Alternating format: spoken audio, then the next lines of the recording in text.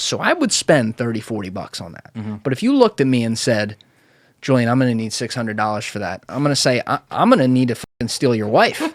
Like, give her to me. I'll take her home. Like, do I get her too? Is she hot? Like, show me a picture. Is that the trade-off? It's like... We had somebody come in. We had somebody come in yesterday, and they had a wedding, and we were like... And essentially, he was just like, so I want 3 of these, and I need them in these sizes. That thing. These, 3 of them. And to a wedding. 3 of them. He should be shot. 3 of them. He should be hanged. Dude, if you showed up to my wedding in that, and don't get me wrong, I get fucking married at City Hall. You know, it's up to the lucky lady, if that's what you want to call her at some point. Like, she'll do what she wants to do. But if you showed up to my wedding in that, you're out.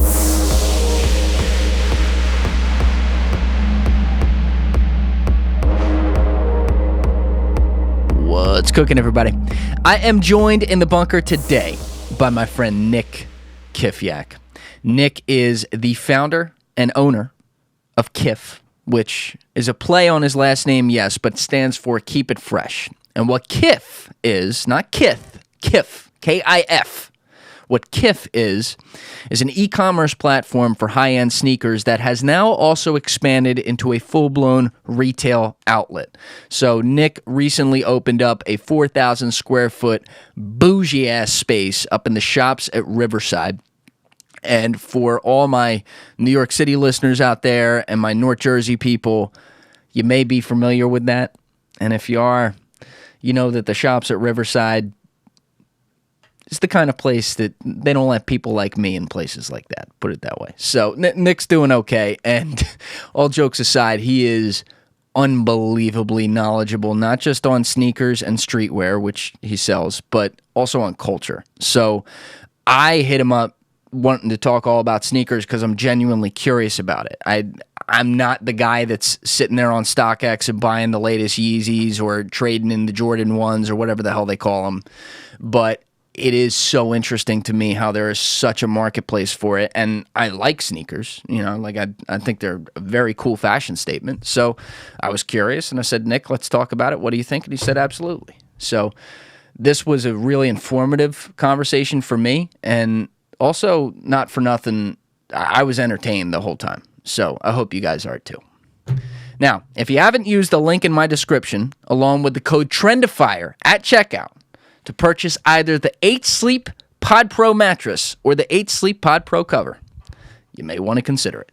Because chances are, you're not getting the best night's sleep you can. And in a world that has tech in the palm of our hands with every single thing we do, why is it not on the palm of the back of our face? That was going to come out a lot better when I said it in my head, and then I said it like just now and it came out really wrong, but we'll go with it. So why do we not have tech when we lay our head back at night on the pillow? That's how I wanted to say it. See, we're learning around here. Well, that's what 8 Sleep does. With their proprietary app that measures your sleep optics, which might not be the proper term, but your REM, your body temperature, your sleep stages throughout the night, all the science around it, it will optimize your full night's sleep around you and your body's preferences such that when you wake up in the morning, you actually feel refreshed and you don't feel like you were getting up all night in the middle of the night or having these light sleeps that then don't actually get you feeling like you actually slept last night and can attack your day with all the energy in the world. All right, I'm going to cut that ad right there, but the guys at 8 Sleep are awesome. It's an amazing team. The customer service is incredible. And if you use the link in my description, once again, with the code TRENDIFIER at checkout, you will get $100 off either the mattress or the mattress cover. And the mattress cover comes in queen or king sizes. It's about half the price, gives you all the same things as the mattress, and it's there for those of you who have a mattress already, you like the feel of it, and you don't want to invest in a full-blown new mattress, but you want to get the tech of 8 Sleep. So check that out. Guaranteed to be a life changer. Anyway, if you're not subscribed, please subscribe. We are on Apple Podcasts, Spotify, and YouTube. And if you're on YouTube right now, hit that subscribe button, hit that bell button, and leave a like and comment on the video, if you would, please. to everyone who has been passing around their favorite episode of the show each week, to a friend who listens to podcasts and hasn't heard this one yet. I appreciate you. That is growing the audience. It's definitely having a big effect on the audio side more than anything. So that's awesome, and I love that trend. So let's keep that rolling. If you have a friend who listens to podcasts and hasn't heard Trendifier, maybe it's this episode, maybe it's an older one, but send them one you really, really like, and let's see if we can get them hooked. And once again, thank you to everyone who's already done that. That said, you know what it is. I'm Julian Dorey, and this is Trendifier. Let's go! This is one of the great questions in our culture. Where is the nuance? You're giving opinions and calling them facts. You feel me? Everyone understands this, but few seem to do it. If you don't like the status quo, start asking questions. How do you define the item, though? I mean, that's a whole nother question, too, because when we were growing up and it was like, all right, the latest Jordan came out or something like that, it seemed more simple to me. I'm talking like in the 2000s when I was a kid or whatever. Yeah. But now, the internet does this and things like StockX does this, but now it's like so much about, oh, there's this limited drop. Exactly. This designer collabed with fucking Nike to build this shoe or whatever, and people are like, oh yeah, that guy, I know him well. They know his whole story. And I'm like, what the fuck? Like, so how much, like, when did that start coming into the marketplace, and like how much of that is dominating like sales that you do? I mean, to be honest, a lot of those like big collaborations just add like hype to the brand. So like at the end of the day, the only people that are benefiting from these limited releases are, first of all, the collaborators, because then people get put onto their, independent work. On top of that, Nike gets a lot of hype built up because everyone wants this thing and nobody can get it. And it's in the same way that like someone wants a really, really limited like Louis Vuitton or a Birkin bag, like things that are of astronomical value that to the common person, it's just like, who's spending $50,000 on a bag? But there's a line of people. Like there's just a disturbing long line of people who just want it. I think most of it comes from like just the limited nature of it. People want what other people can't have. So it's kind of like, if I'm wearing something, and that's the thing, like StockX made it more prevalent for like more people to know the value of that item. So if somebody sees like a pair of off-white, Chicago ones, in my brain, I'm automatically thinking like, Jesus, this person's spending $6,000 to put something on their feet. In reality, it's like, you never know. You have no idea if that was a gift to them. You have no idea. But it's just the fact that like, that's a perception now. And totally, it's kind of the same way with just anything that is limited. And Nike kind of does a really good job of doing that. They like always under supply the market, and they keep coming out with new models, new colorways. So it's like they have the right methodology down to keep the hype up. But I guess it's also a question of like, how long does this last? Because trends die down, certain ones come back up. But at the end of the day, like the more and more I look at it from the side, it's just like there's a lot of young kids super into this. Like, this is like this is a little kid's like a hustler's dream. With what money though? That's the real question. That's like, the thing. Like, where are they getting the capital to start buying like Yeezys that are selling a limited drop at like $2,000 a pair? But that's the thing. It's like the retail cost of them is $220. So it's like they need to save up enough to make the retail of a Jordan 1 high is $190. So somebody saves up enough for that $190, then they sell that shoe for $300. Starts like that. Just start reinvesting into the business. And listen, there's obviously other kids who are just like in beneficial positions, so their parents could help them out, purchase something because they have confidence that they could sell it. They're showing them like, look at StockX, like I put it here and like the automatic return is here. And to be honest, like I wish I knew about this when I was younger. It's just like I liked shoes when I was young, but I never like had the understanding that like, oh, if I just go for this release and I have the item, I could then just make money on that. Well, that's another question though, because you're talking about like when the latest Jordan comes out and it retails at $190 or something like that, to use that example, and then you can flip it for $300.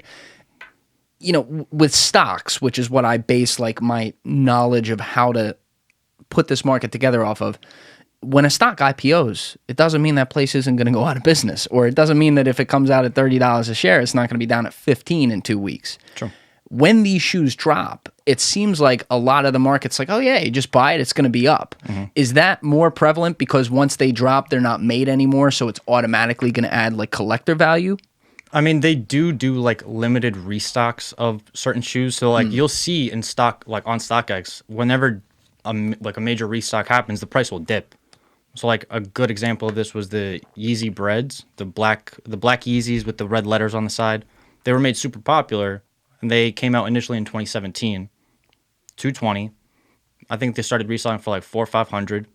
They didn't restock them for a real long time, and eventually they got up to like $1,100, $1,200, like 6 times the price of the actual That's shoe. by design, obviously. But then Adidas decided to restock them in 2020, and the price dropped all the way down to like $400. Like now they're selling for like $460, $480. But that's the thing. It's like they control a lot of that supply. So that's what, like, as long as they keep the supply low enough and people continuously want these like new colors, that's all it is. It's just different color blockings of like the same shoe. Yeah. But in the same regards, like that's what collectors do with like pretty much anything that has just like slight variation. There's like same thing with like Funko Pops or just like all these other like collectible items. It's like it's the same toy. There's just different variation. It's like a different player. It's a different person. It's a crazy concept to me though, because it is a utility, like a Funko toy. I got 2 of them right here, and I bought them for $12. Maybe they're worth under 20. I don't know, but you know, like that's or a trading card like that. Maybe you put it on the wall, or you have it sitting on your desk, or you put it in a safe and it's never made again, that kind of thing. I get that. Shoes, though, are utility in the sense that you wear them, right? We put them on our feet. I remember when I was a kid, the biggest shoes out there, I didn't realize until like 7th grade that like the biggest shoes were Jordans. Yeah. Because growing up in the Philly area, the biggest shoes were Iversons. If you didn't have Iversons, like, who were you? That was the one time I was ever, like, about shoes. And I remember my buddy Nico and I got the Iverson Answers, I think they were. This is, like, maybe 02, something that, right after the championship run. And it was the one that had the flip over on it. Yeah, the strap. So the questions were sick, but they were, like, kind of like a throwback kind of shoe. The new one was, like, going to the new era with, like, where you don't see the laces and shit. And I remember wearing them for the first time. I think we both got them, like, the same day. And I just, like, looked down. We were at school, and I'm like, what do we do now? Like, what do we do now? Like, wait, no, we can't get creases in this, bitch. You know what I mean? Exactly, yeah. So it's different when you're looking at sneakers because you're supposed to wear them. The thing is, a lot of people who are buying this stuff, not just people who are like coming into markets who are just always going to buy things that have supply and demand to, you know, flip them and stuff, not day traders. I'm saying like people who actually buy them and like hold them for a long time, they hold them. Yeah. Like they don't wear them. Storage unit, like saran wrapped, like they put it in a vault essentially because they know the market is only going to go up. And like the reason because because it's a utility, it decreases the supply even more. Yes. Because like now, okay, there's no more, and that's why even selling used, like people sell used shoes for profits. People have bought in shoes, worn them for a year and a half, and because the value of that shoe has exponentially increased, they can sell the used shoe that they wore for 2 years for more than they bought it for. Wait a second. Okay, there's a question. This is my first stupid question of the day. So just as a note, I said this before, but I'm a novice with this stuff. I'm just so fucking curious about it. So some of my listeners who are sneakerheads are going to be yelling at me asking some of these things. But when I'm seeing all those shoes trade on StockX, are you telling me that even when I see like a 2015 Jordan, whatever the fuck, with a collaboration, that it's never been worn? Yeah, StockX only sells brand new. Holy shit, I didn't realize that. Yeah. So those are people buying shoes who have no intention, most likely, most of them, unless they're buying it on the open market because they actually want it. They're buying it with the intention of just holding it as an asset and like putting it in a display case. A good percentage of them, especially, it depends on the type of shoe. So it's like if it's one of those like $5,000 shoes, listen, if you're somebody who can afford to wear them, you probably are buying them to wear them. But if you are somebody who's just a collector and you know the value of it's going to increase, but you need it in the collection, you're literally just going to buy it and throw it in a display case. But for the majority of like the general release Jordans, they're bought up for multitudes of reasons. Like people will buy them up just to wear them. People will buy them to hold them as like investments. Like people legitimately treat them as stocks now. Yeah. And to be honest, like a lot of store owners I know also just buy right off StockX because they're just like, I can't get enough supply from like other people locally. I'm missing certain sizes. I have like a bunch of people who are like specifically this size, so I'll just take the hit, pay all the fees, whatever. And like the StockX is a good tool for us to better understand the market because like before StockX was there, it was essentially eBay. eBay would be the way that you like dictated the value of the shoe or just general knowledge, I guess. But now it's like there's so much additional information given to people about all of these releases because all of them have transitioned to like almost all online.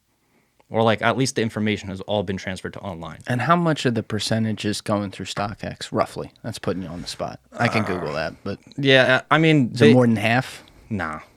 It's not. Wow. Nah. I mean, they move a lot of shoes. Like, they move a very disturbingly large amount of shoes, but... I mean, there's other places that definitely do it. Like, eBay sells a ton of shoes. Goat sells a ton of shoes. You can even sell on Grailed. People are doing hand-to-hand transactions. It's just like... StockX is the place as like the last resort because they take a good percentage of like the fee. What is that? Like What's the cut? I think it's like 13% total. Holy shit. Yeah. That's a Ponzi scheme. Yeah. No, it's that's crazy. And the fact 13%. Imagine 13% on like a $7,000-$8,000 pair of Dior ones. Suddenly I like the government better. Jesus Christ. No, but that's the main thing. It's just like it doesn't make a lot of sense for people who, if you can find it for lower, that's the thing. But if you're a collector and you're looking for some of those like grail items, StockX is good because it finally consolidated the market into a place where it's just like, this is a big platform to sell all the sneakers. Everywhere else you can look, you never have like the true authenticity of the sneaker. And you really don't even get that with StockX or GOAT. Like, I can tell you horror stories of like ordering off StockX and then having the item either go missing, the item gets shipped to me, it's the wrong item, the item gets shipped to me damaged, and the whole entire time you're literally just like trying to talk to this multi-billion-dollar company who's taking a massive cut of the shoe, and they don't want, like, their customer service is awful. That's not good, man. That's not good. And that's why people kind of like it's shitty, and it's like kind of a necessary evil, mostly because like for people who just want the shoes but they don't have access, like if you live in like rural Oklahoma and you're a big sneakerhead, and there's like, I'm using Oklahoma as just a random example, I don't know if there's any sneaker stores out there, but like if there's no sneaker stores in your local area and you really want these shoes, you at least know that you can get them almost 100% guaranteed authentic from StockX. But to be honest, like I've bought off StockX and like had shoes sent in and they're fake, like just, and I have to then prove to them that I didn't swap out the shoes for a fake. Like half the time they'll literally... They don't have that system in place to check that? They like do. A middleman? They do, but they are awful at it. Like, I mean, they're generally okay, but they make mistakes, like a fairly large amount of mistakes. And that's why having sneaker stores or people coming into like retailers, that's why it's even an option. Because like at the end of the day, like most of the online purchase, like online dominates the market. But specifically for like this niche, there's a very specific like demand to like know that like they're real. And there's a lot of ways to tell that things are authentic, especially if you're able to get this pair out of like any of these foot stores, like a Foot Action or a Foot Locker or Champs or whatever. If you can get one of those pairs, you know those are 100% real. If you can compare every shoe against that one, you're good.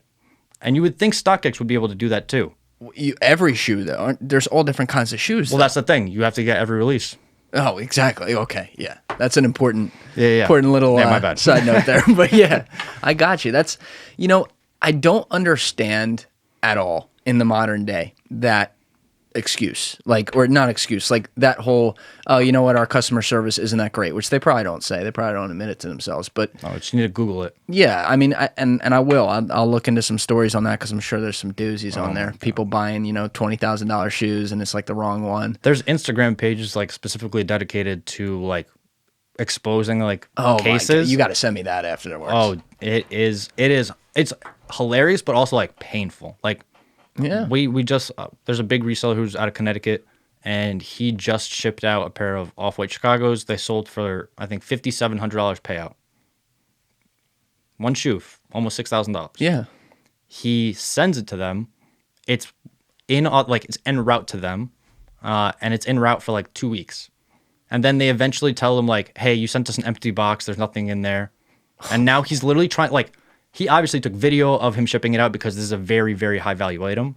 But like the fact that he even has to go through this, like, what, I have to videotape myself shipping out every pair of shoes? Smart man, though. Yeah. You know, that's, I mean, I feel it. You shouldn't have to do that. For big ticket items, it makes sense. But like, man, I got to, like, what if I have an online store that ships out 500 pairs? I need to have a video camera doing this whole entire thing and then chopping it all up for every single order just so I can sort it out. Dude, it's not like... It's a lot. It just surprises me that a company, especially one who's cornered a market like that, obviously you filled me in, there's a bunch of other places you can do this, but when you say to the average person, like an idiot like me, and you say, where do people do sneakers? I go, StockX, right? Like it's the Facebook of its generation in a way. I don't understand how companies can look at the precedent that like Amazon has set here and not match that. I understand no one has those resources, but you know, we talk a lot of shit on Amazon because we don't know where the fuck they're gonna stop. I mean, they're kind of like taking over the world here. Like, it's like, at this point, it's just the global. Just it's a little scary. Bezos got some serious plans. Yeah, exactly. He's now trying to compete with Elon for like space domination. Like, yeah, what's that about, man? I don't need any of that. Just let Elon do it. He's fine. He's doing it okay. Like what? Like, I mean, okay, competition's good and all that, but it's like, dude, not from the like richest guy on planet Earth. Like, let's get another scientist to do it. Yeah, exactly. Like, let's get the engineer in there. You know, that's how I feel. But that negativity aside, because it is something we talk about, they have created one of the best companies I have ever seen. I can't decide if it's the best. It's pretty close. You know, Steve Jobs obviously set an unbelievable precedent at Apple. But either way, it's right up there. And the thing that I admire so much about what Bezos left at the center of everything from day one was irrational customer service.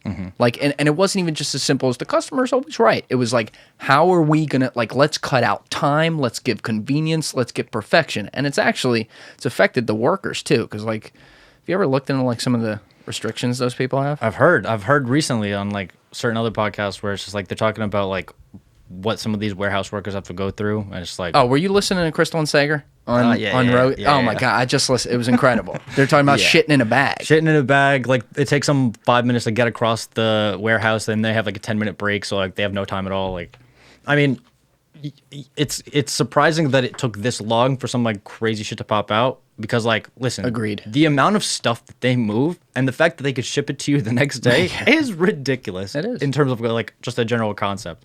But the fact that they were able to like execute on it in the same way that like when certain like World Cup stadiums are built in like 90 days. Yeah. Like there's just like a certain type of like a lot of people died. There's but, a certain assumption that you have to take on to be like, wow, what an incredible feat was done, you know? Well, yeah.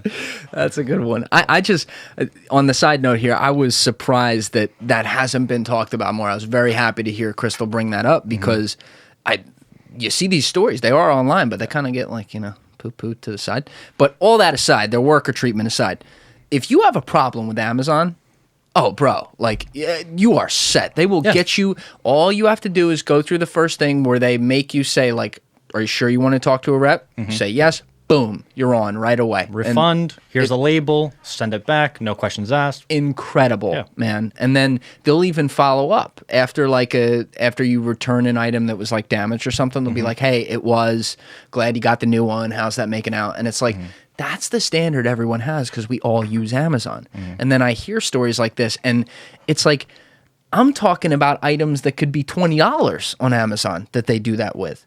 Someone's talking about sending a $6,000 pair of shoes from Connecticut to Portland or wherever they were sending it. I mean, that's an investment. That's an asset. The thing is, like, in that person's mind, like any logical person, when you go through this transaction, you're expecting that money to arrive to your bank. Yes. And when you're sitting there, and it's like, the other thing we could talk about is the fact that it takes forever for them to do this.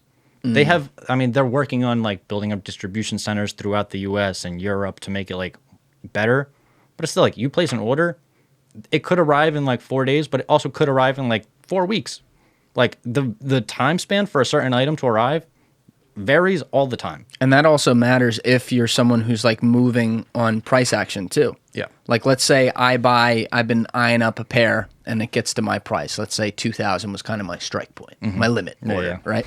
And then I order it, and while it's en route, it's supposed to be here in 4 days. 2 weeks in, it's still not here, and the market's moving up to $5,000. And I know, like, because I know the market in that case, and I don't, but if I did, hypothetically. But that's what they But that's did. what I'm saying. They wouldn't have it in their possession, so they couldn't even sell it. Exactly. But and like they kind of something kind of like that happened when like the Kobe incident happened. Like a lot of people went and started buying up Kobe shoes when like they heard the news and the price for Kobe shoes was low, and then people were looking into the future, being like, okay, well these are obviously going to be worth a lot more. How has that panned out, by the way? It's so like it really sucks to see people like really trying to only make money off of it. It's like, listen, yeah, it's sad. It makes sense. Like it's a thing that people want, and it's a limited release. So like, and because of the incident, just like any other like incident when a celebrity or like an athlete passes away, like their memorabilia becomes more expensive. But like the fact that you were able to watch it in real time on StockX, like I remember watching that incident, and the first thing that came to my mind was like, oh, watch all of Kobe's shoes just explode in value. And I had some stocked up, so I was just like, I'm still sitting on them because I'm not moving those shoes anymore. It's like, even getting a Kobe jersey nowadays costs like $400. I'm just like, I just want a Kobe jersey. It's not even like a signed, it's a regular jersey. But so he is a complete, like it was one of those instantaneous things when he died because of how it happened and how like everything around it. Instant legend. Yeah. Like he was already a legend, but like, you know, in that threshold of like, we're going to be talking about like Babe Ruth and Kobe fucking Bryant. And he deserved it. I mean, we were able to, like, that's the thing, like with athletes like Jordan, like we were able to give him his flowers the whole entire time. We still are. He's still getting it. He's still considered the GOAT to many. I want to come back to that, by the way, but stay with us. And for Kobe, it's like, we were obviously giving him his flowers when he was on the Lakers and all that, but it's just like, he was just starting to do like more. Like he won an Oscars, I think, right? He did. Yeah, he started like multiple other things, multiple other ventures. On top of that, being a father who like was raising potentially one of like the top prospects for like the WNBA. Yeah, it's like so sad, man. Yeah, it's one of the shittiest things that's happened, especially in 2020. You know what's so weird? Like the universe works in really funky ways, and I struggle with that one a lot because when celebrities have died in the past, who like I really admire, like Whitney Houston comes to mind. I was very sad. Like, oh my God, Whitney died, right? But like, you know, not to be uncaring here, but a week later, life kind of went on. Yeah. You know, with him, it didn't. It was like, it was eerie. Yeah, Kobe doesn't die. Like Kobe Bryant, Kobe the Mamba, especially like this, or like because we've all like. At least me. I woke up every morning and I turn on SportsCenter. And like you're sitting there at middle school eating your cereal before the bus comes, and you see the top 10, you see all the highlights, and he's always on there. On top of that, it's just like every like, you know, corny white kid from New Jersey, we all try to play basketball. And even though LeBron James was technically like the rising star, it's like Kobe was just the best. Like whatever people want to say about him, like he was unstoppable. Like whatever his mindset put him in a place where it was just like, I'm gonna win. With LeBron, you kind of see that too, but it's like spurts. Yeah, it's not the same. It's not, and that's no. I hate when we get into all the comparing stuff. It happens. I get it, but like LeBron's incredible. He's his own thing, right? I appreciate. I mean, he's a specimen. I watch him play. It's unbelievable, but he's different, right? Like entirely different. Cut from a different cloth, different generation than Kobe. Kobe was a little different than Jordan, but they were creepily similar. You know, like they were a slightly different generation, but they had a lot of overlap there, which is probably why LeBron gets batted around with that. But it's just kind of eerie to me because, you know, I looked at that probably like a month in, but I wasn't, and by that, I mean like I looked at some of the memorabilia and stuff and like what the prices were doing. I looked at the shoes too, and I remember it was exploding, but I didn't look at that right away because I was so shell-shocked. And what's really weird is you just reminded me of it because you mentioned all these things that he was doing after his career. He was doing an incredible job. I mean, he invested, I'm going to get the company wrong. I want to say it was was like Nutri something. You know what I'm talking about? Like that energy drink. Yeah, I was gonna say vitamin water, but that's 50 cents. Yeah, it's 50. It was another one, and he made like $200 million on it. You know, he had a venture capital arm. He won an Oscar. He was working on stories. He was building out a lot for women's basketball, and you know, he also towards the very end of his life opened up for the first time too, like for real. He sat down with Patrick Bet-David. You ever see that? Yeah, phenomenal. Dude, when that came out. My buddy Luke Servino is like the biggest Kobe fan ever. He was on this podcast too, but he was like, bro, Kobe talked yesterday like I've never heard him. You got to hear this. And I listened and I was like, holy shit. So then and I realized that was September, like when I saw it, maybe September 2019. And I was like, damn, I haven't looked at anything Kobe's been doing since he retired. And I remember Googling and I'm like, wow, he's up to some shit. Good job, Kobe. That's the crazy thing. It's because like he just had like a different humility about him. Like he didn't necessarily like want all of like that praise and attention. He just wanted to get the job done. He wanted to take the results. Yeah. And that like it was his biggest goal, but he didn't need a pat on the back from anyone. Like he really just like was on a mission, and every single time it was just impressive to see, even outside of basketball. He's just like he's still succeeding regardless. Acting like screenwriting, I think. Yeah, he was doing that. He was writing books with like Pablo Coelho. I definitely pronounced that wrong, but he's like a very famous author.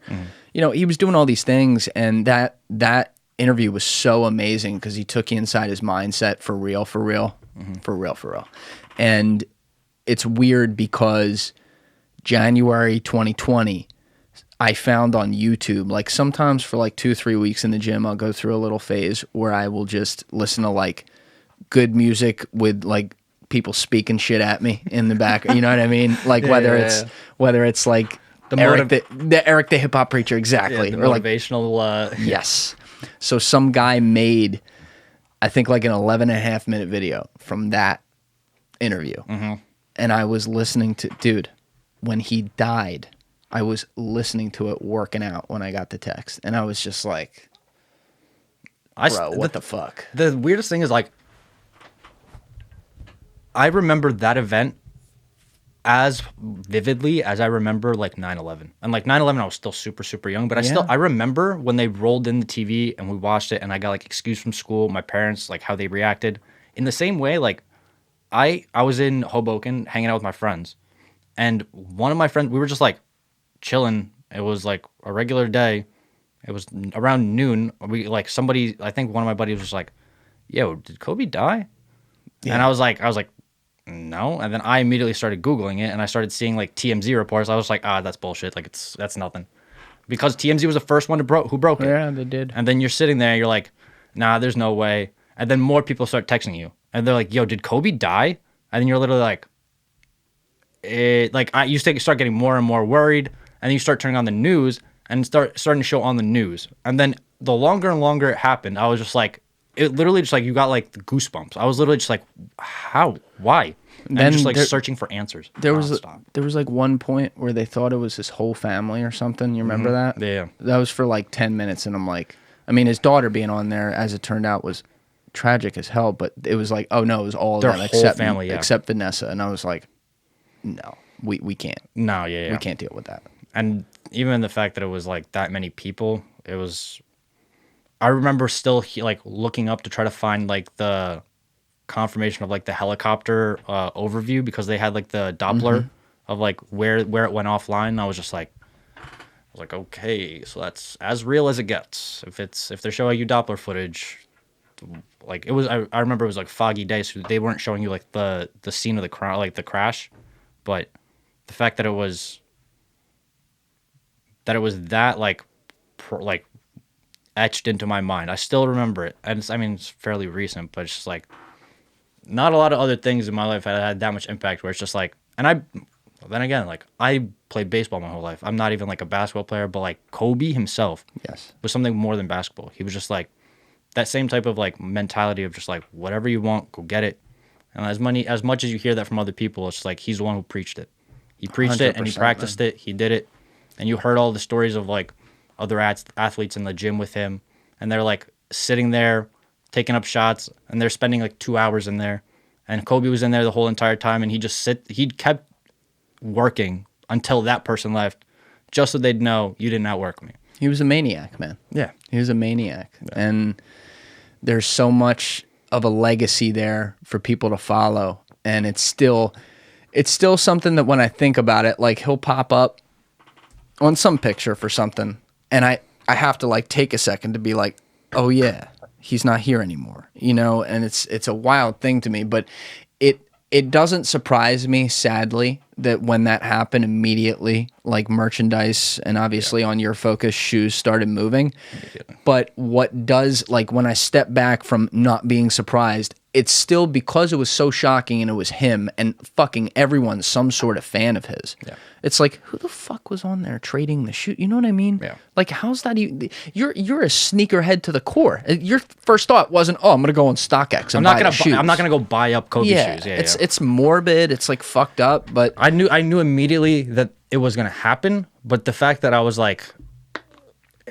really hoping because Kobe was such an influential sneaker, like Kobe's aren't the biggest selling sneakers, but like especially within like the basketball community. If you look at like half of the NBA players, they're wearing Kobe's because Kobe's apparently Kobe 5s, Kobe 6s are the most comfortable on-court basketball shoe.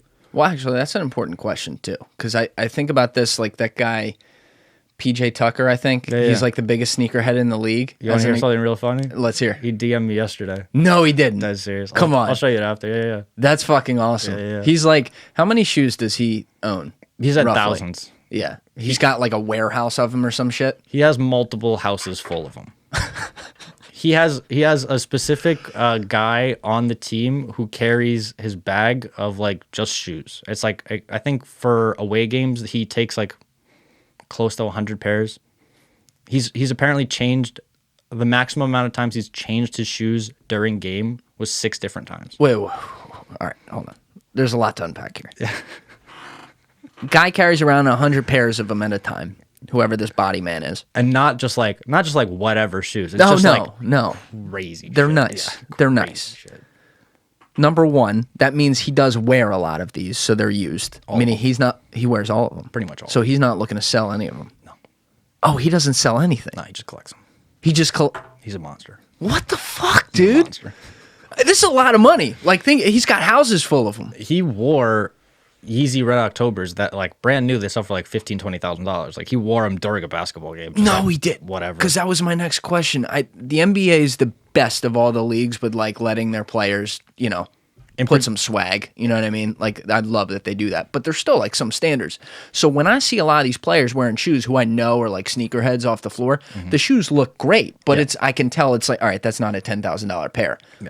I was looking at PJs though a few days ago, and then I Googled like PJ Tucker shoes in game, and I'm looking at some of these. I'm like, Jesus Christ, like he's actually wearing some real ones. So you're saying though that a lot of the players don't do that. They wear like what's comfortable and what at least looks good. Yeah, occasionally, like, I mean, a fair bit of them have their own signature line. Like, I mean, Harden has his own, Westbrook has his own variation of like something, and then, you know, Jordans, LeBron's. Like, there's tons of options, but a lot of people seem to gravitate towards Kobe's in particular. I don't know if it's just this year, but a lot of people who have like college basketball players who I'm friends with, they've all said that like in terms of comfort, Kyrie's and Kobe's are the best.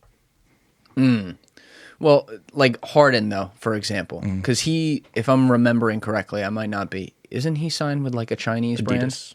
He is with Adidas. Yeah, Dwyane Wade went with Li-Ning. That's it. Yeah. Dwyane Wade was the one that did that. So signing with a company that's not Nike, not Adidas, something like that, and going outside the country. Obviously, China's a huge fucking market. We can get to that if you know something about that. Imagine you do. Yeah. But like within this country, how much of that is like, all right, he's going to have a signature shoe?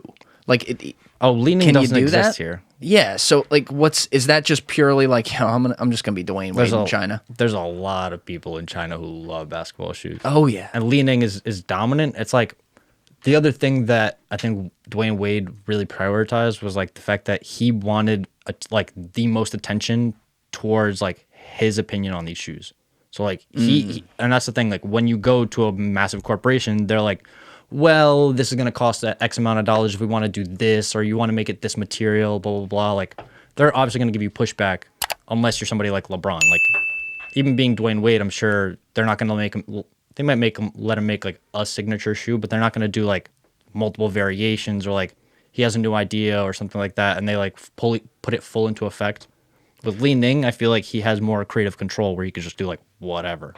Interesting. Well, that actually opens up a whole different bag of worms then, because my first time that I ever got acclimated with this whole designer collab, I think we were talking, I can't tell if this was on the podcast or before when we were just talking, so maybe not, but like I was going over where, you know, all these designers, they drop these shoes and you're like, all right, it was on the podcast where you're like, the supply is low, they do it for the attention for it, and then, you know, it drives all the other sales. Yeah. Fine. My first time ever being exposed to that was watching Entourage back in the day, because fucking Turtle was buying like the Yakamotos or whatever, and it was some dude with like a spray can in a garage, and I'm just like, that's not real. Those Entourage turtles are limited samples. There's like a few of them like floating around. Those are like thousands of dollars. Come on. Yeah, crazy. I actually believe that, but I guess because they kept them around. But that was my first time like, oh, wait, those are, I think they were Nikes. They were Air Forces, yeah. Yeah, they were Air Force. I'm like, wait, that's like a real company. Like, how's this dude in a garage spray painting that and like they then sell it? Mm-hmm. So it got me thinking, because like we were saying, when I was growing up, it was like you had the Jordans, you had the Air Force, you had the Iversons, you had the Shaqs, which were their whole thing, which shout out to Shaq for making affordable shoes. He did his thing. He did his thing. Fucking thing. Awesome. Yeah. I like that. But still, you know, it's not like, you know, you were excited about the Shaqs or whatever. Mm-hmm. So you'd see all these shoes and it's like, that was it. Whatever the supply was, we could talk about that too, but like they put out the Iverson question, he put out the question. It wasn't like we put out the question, then this guy's spray painting it, and there's 10 of them. Yeah. So when did that start? And like, is that a whole separate arm of like a company like Nike? So you're talking about like additional customization? Yes. So like there's a couple, I mean, people do customs here and there, and a lot of them like don't necessarily add value. There's a few people, like a few designers or a few artists who like have done something like that. Like the one that comes to mind is Off-White. Yep, I actually have that on my computer. There you go. Yeah, proud of me. Exactly. And so Virgil Abloh owned Off-White. Mm-hmm. He's the creative director at Louis Vuitton now, and it's Louis Vuitton. Louis Vuitton. I'm kidding. No. And he had a all blue foam Air Force One that he did a very limited release of at the Museum of Contemporary Art, so they're called the MCAs. And there was a guy, I think his name was Cass, and he did like, to me, it also doesn't make a lot of sense, but I'll explain the whole thing. Okay. He had these blue MCA Air Force Ones, which were already like $2,000 a piece. He took 10 of them, and he scribbled like white paint all over them. And he wrote like Cass on the bottom of it, and like random, like very random abstract type art. And those shoes now go for like way more than the original ones. And that's the thing, is like he, to a lot of people, ruined a $2,000 pair of like Virgil collaborative Nikes by making his own collaboration on top of a collaboration.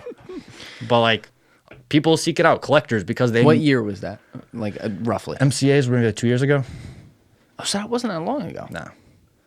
But this has been going on a lot longer, like where there's some of it at least. Like with Nike, for example. Like you've had these other, I guess these guys who do these sneakers, they were artists first, obviously, to some respect. But like, did they become known for something else, like actually paintings first and then start fucking around with sneakers? Or were there guys that just came up and they're like, yo, I got great designs on these shoes? I mean, I don't think there was too many of the people who are just like randomly like just design, like shoe designers, and Nike picked them up to do collaborations. A lot of the people who, like the very famous ones, like Jeff Staple, like he was a skate shop owner. He did all of like he did a lot of stuff for like Nike SBs and the SB Dunk. And then on top, like there's other, I think the majority of them were there were always collaborations, but like the hype behind these types of collaborations, it's like you're getting people like Virgil White to collaborate with Nike. Yeah, you're getting like Louis Vuitton, the top designer company, to collaborate with Nike. That's, I think, what's pulling a lot more people in, because like there's already a massive audience for people in designer specifically, but then there's also a massive audience for people for just Nikes. Yeah, you get a crossover of those two people. Now you have a much larger audience who wants a much more limited product, and he's been doing good because like he makes none of these. Sure. And he always does like, he's kind of inspiring a lot of these new designers of sneakers, where it's like the big niche that he had was the fact that he like he made it deconstructed. Like he like cut off the top to do like exposed foam, and then he wrote like air on the air unit. What do you mean exposed foam? So like on the top of an Air Force, it's usually stitched over. Like Yeah. it's just flush and covered. He cut the top, and it was just like he would sometimes use like it's pretty much just like thick foam, and he would just like it's much more comfortable. It's like weird feeling, to be honest, but that was his whole idea of just like deconstructed, simplistic, yeah, like down to the bones type thing. And I mean, he also kind of did that with Off-White, where it was just like this construction, deconstructed vibe. And people loved it with Off-White. And then as soon as they started applying it to Nike shoes, they started going wild. Because they were like, we love Jordan 1s. You're going to do Off-White with Jordan 1s? Sign me up.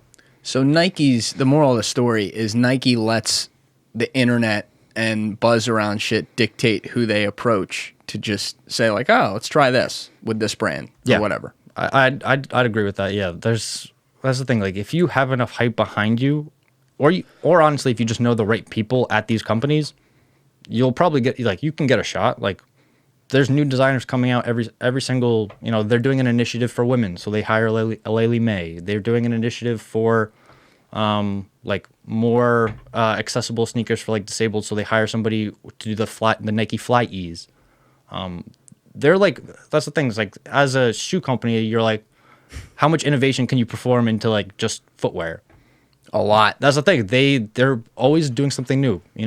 Battery powered shoes, self-lacing shoes, like lightweight shoes, sock shoes, Flyknit shoes. It's just like that's the nature of them. Like they give you all the options, but for the stuff that people really, really want, they don't let everyone have it.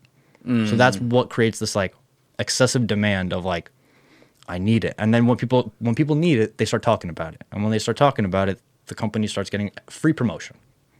They don't have to pay anything for marketing because Twitter markets it for them. So they have no marketing campaign on it. I'm sure they do. But something small. They always hire. I mean, when they did the Colin Kaepernick marketing campaign, I'm sure they paid him a nice check.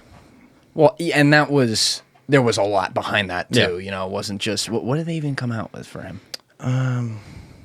There were a few things, I think. There was a couple, right? Yeah. But that was like the Kaepernick Air Force One. It was just an all white, and then it had it like a silhouette of like him with the fro. But then he also got like a clothing line though. I believe. I think he might have gotten like some apparel. Yeah. But that's the thing. Like for the clothing, it matters a lot less, to be honest. Like some of that apparel sits not sold out for weeks on end, and if it's like, unless it's like very limited designers, like when they did something with Ama Manier, which is like another like boutique company who's just like very, very high quality. Like they always just do stuff with like suede and like thick leathers, tumbled leathers. They collaborated with them on multiple projects, and then they did a clothing line, and like they really upped the quality on that clothing line because Ama Manier was literally like, if you want to put if we're gonna put our name on this, you're gonna do this. So I think you have to have that type of control or that type of like market demand to even tell Nike something like that. I mean, I'd be very remiss though if I didn't at least highlight that, you bring up the example of Louis Vuitton going across with Nike and making a shoe or something like that. I don't think any of that stuff really would have happened much, and maybe I'm just totally naive on this, without the internet, number one.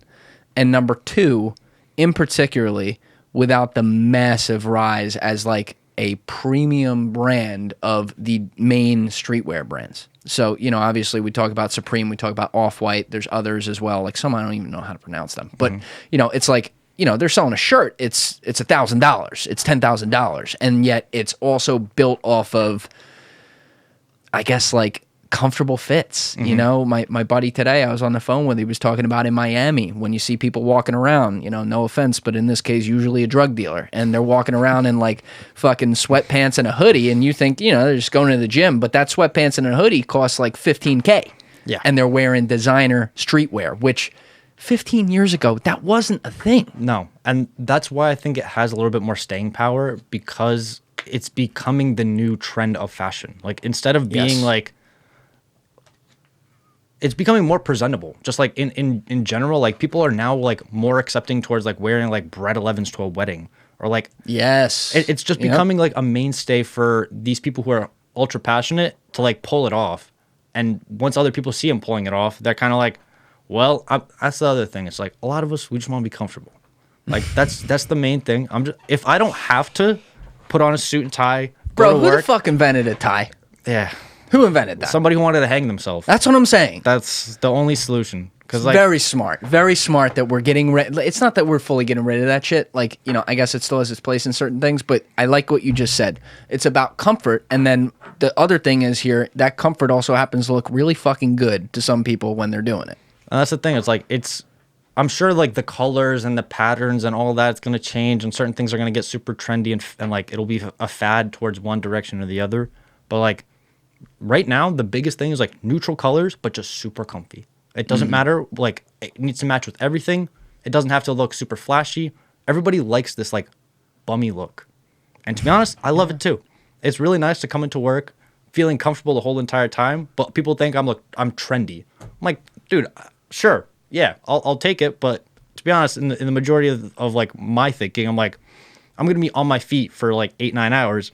I'm not trying to do it in, like, jeans and, like, you know, some, like, rugged, you know, hoodie that doesn't feel good. Yeah. Something like that. Yeah. And now with the stay-at-home culture, it's like a must. And these people, they're calling them back to the office. They're like, no. You want me to wear a suit? No. I fucking burned them all. They're gone, right? But did you ever have a job where you had to wear a suit or something like that? Like something you couldn't decide on to work? Yeah, well, I mean, I was decided very quickly. It was usually just khakis and a button down, but like, it's not too bad, but it's pretty lame. Yeah, it was. That's the thing. It was. I mean, it was a good job coming out of college, just because like I needed a job. What was it? So I was a data analyst for a company that worked with the Olympics, and we pretty much just did ticketing, hospitality for certain regions. So we worked with the Olympics and the World Cup, and we dabbled a little bit with like F1. But it was pretty much like all these like super premier events that were like super hard to get tickets to, get into, blah, blah, blah. And what were you doing? So I was the ticketing data analyst. So I just did a lot of the analytics for like how to better sell, who to sell to, what sells the best, how do we like show it on the website, what are people focusing on. What's the optimal price, stuff like that? Well, that's the thing. So the pricing was already dictated just because like Olympics.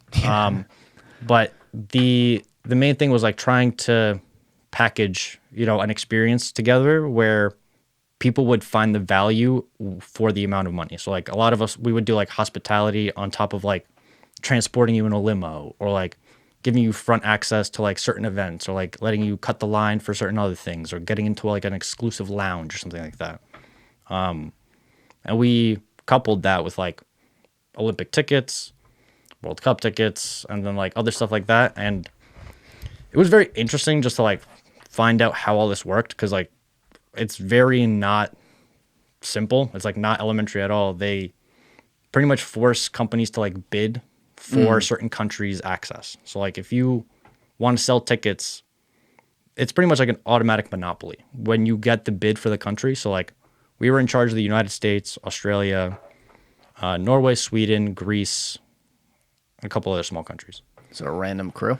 Yeah. The big ones were US and Australia. Yeah. But essentially, once you get the bid, you're the only authorized ticket reseller for that region.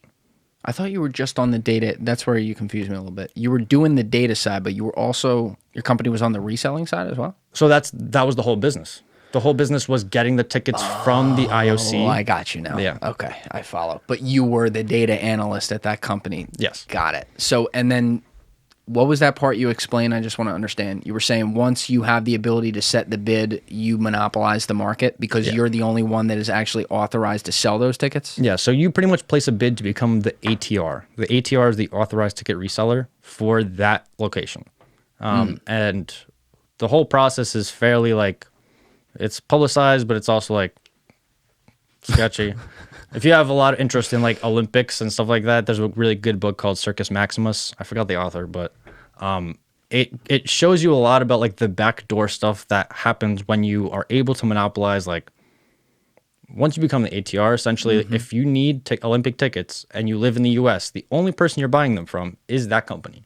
Nobody else has the right to sell you them. Nobody else can even get them. How did they get that relationship? I don't know if you said that. Yeah, to be honest, like I don't even know how they really got it. They knew a guy who handed him a little stack in a manila envelope, and rest was history. Yeah, no, I mean they've been around for a while, and I think they popped off during like a time where the Olympics was near their region, so like they probably just knew the right people, and not going to take away credit, like they do work really hard, but it's like it's a very unique business model for something that's so major. It's like the Olympics are a global event, and you're telling me one company can like sell you tickets from from Australia? I never knew this. No, yeah, it's very, very non-common knowledge because like it's also like imagine being somebody who like really, really wants to go to the Olympics. To even find us, like it's like a few Google searches. Like you don't just like find us out of the blue. So there's no, I never thought about that because I've never thought about going to the Olympics. It's never been close to me. But there's no like StubHub or anything? Nope. At all? Nope. So you literally can't, like if you're getting tickets, even if you Google around, like you pretty much better be getting it from like John on the street corner that says I have tickets, or you're going to this company if you're going online. So the only way you can do it is you have to go to that company. Whatever company is the ATR for the country you live in is your main residency, even when you're at that country's Olympics. So like say Tokyo is going to have their Olympics. Even if you fly to Tokyo, but you're a U.S. citizen, you have a U.S. passport, they're only going to allow you to buy tickets from the company who's the ATR of your country. So like, how'd you get into this? This is wild. I never heard of this before. Yeah, it's I mean, my family were friends with the owners, and my parents are both they both own their own businesses. My dad does landscaping and my mom does interior design. Oh wow. And my mom met with them and did like the curtains for their house and like some draperies and stuff like that.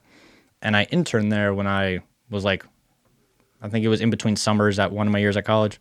That's what does it, man. You do the internship, you're set. I did the internship and then I applied and they were like, we could find a role for you. And I was like, dope. And it was good for the time being. It really sucks that, because like I showed up right when Pyeongchang was over. So like they finished Korea, came back. What year was that? 2018. Okay. And so like everyone's telling stories about like, oh, do you remember this night in Pyeongchang? We were hammered, like it was just like blah, blah, blah. like a lot of these fun like crazy stories being in Korea. And as we got closer and closer to Tokyo, and then like they gave the COVID news. Oh my god! I was literally just like, man, I've been working here trying to get to Tokyo. I was looking out. So like the other thing that it was a curse. It's not a curse. It was a blessing in disguise, to be honest, because like I did learn a couple things there, but on top of it, like I had free time and it was income. So like you had a stable job where you were able to like just start making money. And then I just had a lot of free time because like all the stuff for Korea was done, waiting on info from Tokyo. By the time they give it to us, like you're sitting in the office for like a couple hours a day just doing nothing. Like it's just like Netflix, go check your Google, like do the occasional sheet here and there, send it over to whoever, and then like the rest of the day is kind of just like fill your time. It's light work. And then, but it would have gotten more busy as you got closer, and then it got pushed exactly. down. So like once we got info about Tokyo, we were pretty busy for like a couple weeks, like pretty much where you didn't have any downtime. But that's how it was. It was like you had a bunch of free time, and then for like a certain time crunch, you are just packed with work. That's interesting.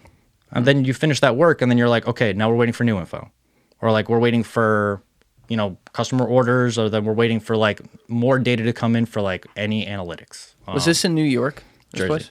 Where in Jersey? It was near like the Trump golf course area. Oh, down in Bedminster. Basketball. They got all the helipads and everything. Yeah, we heard them flying over the place every single day. We saw like the rioters out on 206. Oh my god. Oh yeah, it was a lot of fun. He flew it whenever he would fly into like Motown Airport. I mean, the whole goddamn place around there would be shut down. They shut like every single street. I'd be like, Trump's here again. Fucking guy played golf like 100 times during his presidency. I had a drone that like I just got, and I was like playing around with it. I didn't know that they had like control to like I had to lower, like it auto lowered my drone. Oh my god, I thought you were gonna say they shot it down. No, that would have been even cooler, to be honest. No, but like they automatically it's. I had no control of the actual device anymore, and they just like automatically brought the drone back down, and I was like, And then after like 10 minutes, they let me put it back up. But I was like, yo, technology. You didn't crazy. have like 10 guys in suits storm your door? No, I was in a public park, just like, I was practicing, making sure I was like, even not more gonna crash. reason. Yeah. Even more reason. You got a SWAT team coming around. Sir, get your drone out of the airway. It's like I'm just trying to take pictures of the dogs and like the nice landscape. Oh my God, that's hilarious, man. So you were in that though, then I guess for a couple years or something like that. Yeah, so I was in that. So the funny and like again, just a blessing, and it's like really couldn't have written it any better. But like I was pretty much planning to quit once the store was opened. And the store was opening on Memorial Weekend, which is like fairly recent, like 3 weeks ago. Okay, wait, back up for 1 sec. 'Cause I think I understand now. You had plans to open up the sneaker store. So during that free time, I just started selling shit. sneakers. Like I would during my lunch break, I would have all of my orders packed up in the morning. I would have them in the back of my car. And then during lunch, I would drive to UPS and USPS, drop off all my orders, come back to work. Oh, this is genius. Okay, let's back up before we even get to the store. So you were talking about like May 2020. So we're gonna hit the backwards on the timeline here. You started your job out of college at this Olympics ticket Ponzi scheme in 2018. I know it's not a Ponzi scheme. No, we jokingly called it the Fire Festival. Oh my God, that's not good. That's not good. I hope the FBI wasn't tapping your calls, but that's neither here nor there. They'll be fine. So like 2018, you do that, but you were into sneakers. You said like growing up. When did you get exposed to StockX and like the marketplace? Was that before? I mean, I generally knew about it in college, but like I started looking at it like all the time during my free time at work. Excellent. Yeah. Love that. And I was just like, because, yeah, I do have like childhood stories of like, this is maybe when I was like 15, 16.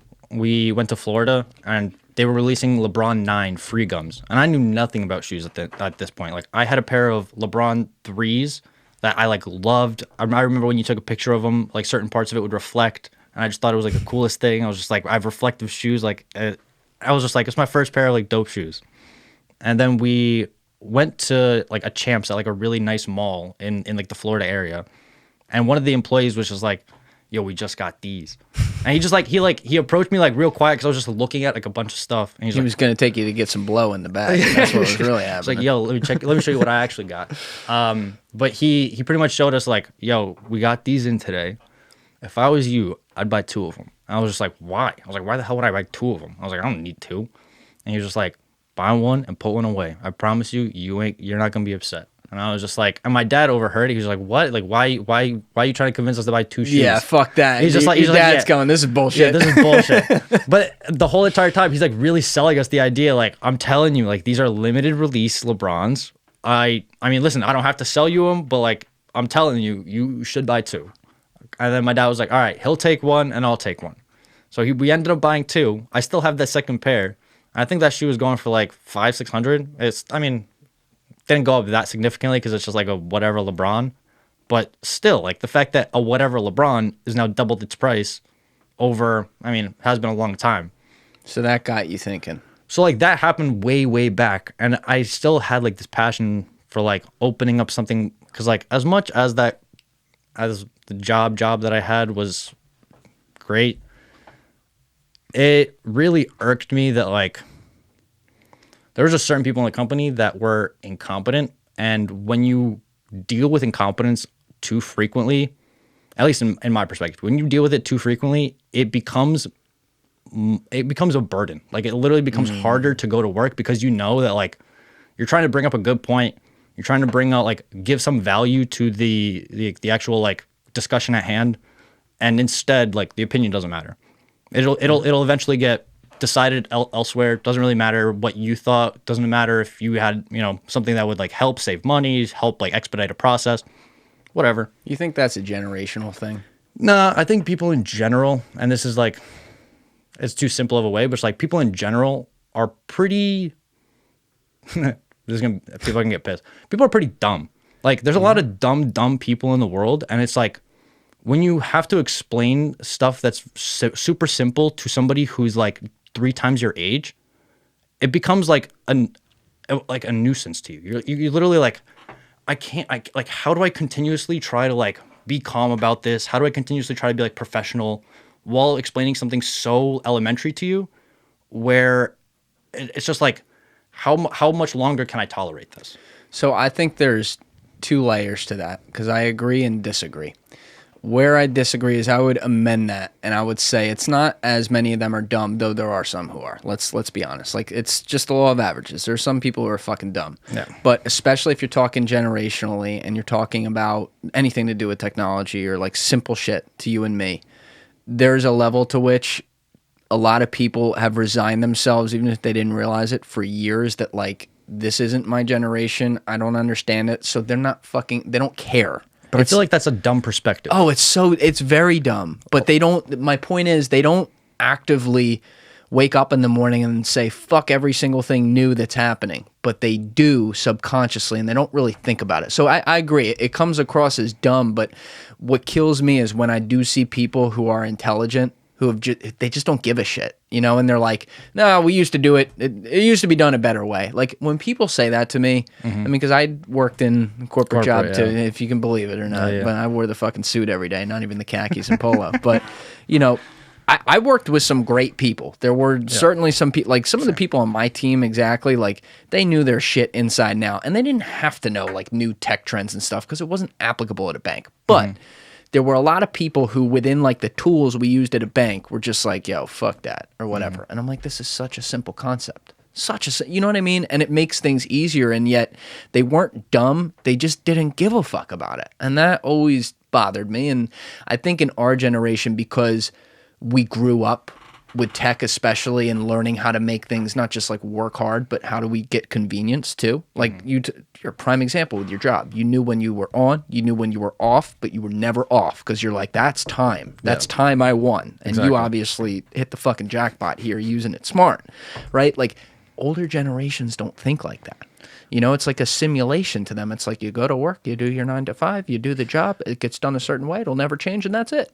I guess, and like if that is the case, then damn, that's such a sad way to live your life. Because like I mean, okay, listen, I understand that not every company has to like adapt to like the newest, craziest trends, but like they have to be competent in like the big decisions, because otherwise you're setting yourself up for a lot of doing the same thing over or redoing something that could have been fixed. Like that was my main issue. It's like we would redo the same thing over and over and over and over again, just because like we didn't want to automate something, or we didn't want to make something like we were using Excel 97, man. Like, all right, that's excessive. Yeah, that's excessive. We were using Excel 97. Like, yeah, that's bad. It was just. All right, you did work with some dumb people. I will level with you there. If you were using Excel 97, that is beyond even what I witnessed at a bank. So they were good. There were some goods. There were some people who really, really tried their best, and I think the majority of them had decent, like pretty good intentions. Nobody was like, you know, consistently an asshole. But to be honest, it was just like. I don't know if it was, maybe it's just like my nature, or it's like I just really couldn't consistently take orders from somebody who I knew was making poor decisions on a frequent basis. So I was just like, okay, well, you know what? I'm going to just do my own thing. And this is kind of going, all right, going back to as I'm thinking about opening up this store, I'm also thinking, okay, so I have to quit this job because I'm not going to have enough time. I thought you were going to do it on your lunch break. Go fucking put on the Hackensack, the store. Yeah. Drive to Hackensack, drive back. No, but we signed the lease, and they pretty much gave us notice, like, all right, you got to be back in the office like June 1st or something like that. It was pretty much the weekend after Memorial Weekend. And I was like, okay, well, that's pretty much the day I'm going to quit, because like that didn't happen though, right? They didn't go back to the office. No, they did go back to the office. Yeah, they're back in the office. I passed it on the way here. June 1st, 2020 in New Jersey? Oh, I'm so serious. It was crazy. Come on. Or maybe June. I mean, good for them. I mean, that makes me pumped, but I'm just saying, like, someone did that? Yeah, I mean, it doesn't make a lot of sense when I tell you how we spend our time in the office. Yeah, I was going to say, like, this is one job. It's like the last one I'd expect that they're not essential. That's what they, yeah. They thought they were, because they're running an Olympic Ponzi scheme. I'm telling you. We're going to see a news story about this, and you're going to be like, I didn't work there. No, that wasn't me. Taking it off my LinkedIn right after this.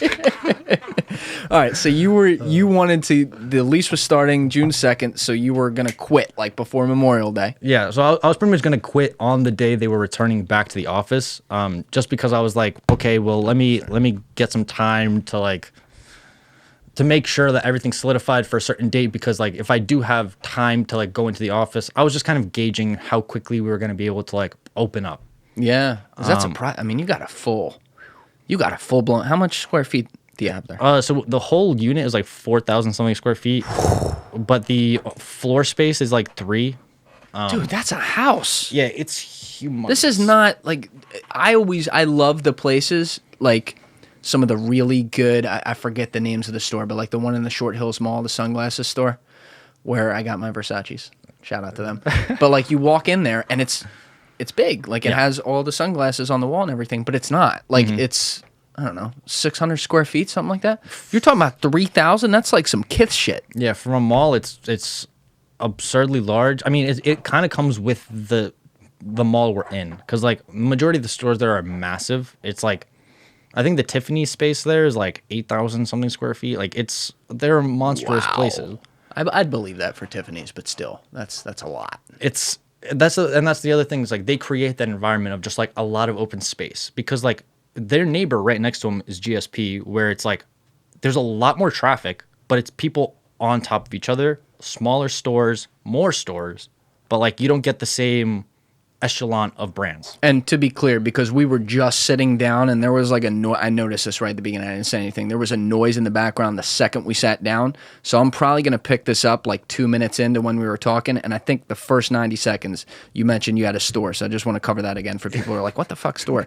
So your store is called what? And it's where? So it's called KIF, K-I-F, and it stands for Keep It Fresh. And your last name's Kifyak. And that's how it all started. The name started as KIF Kicks. That's like dope, man.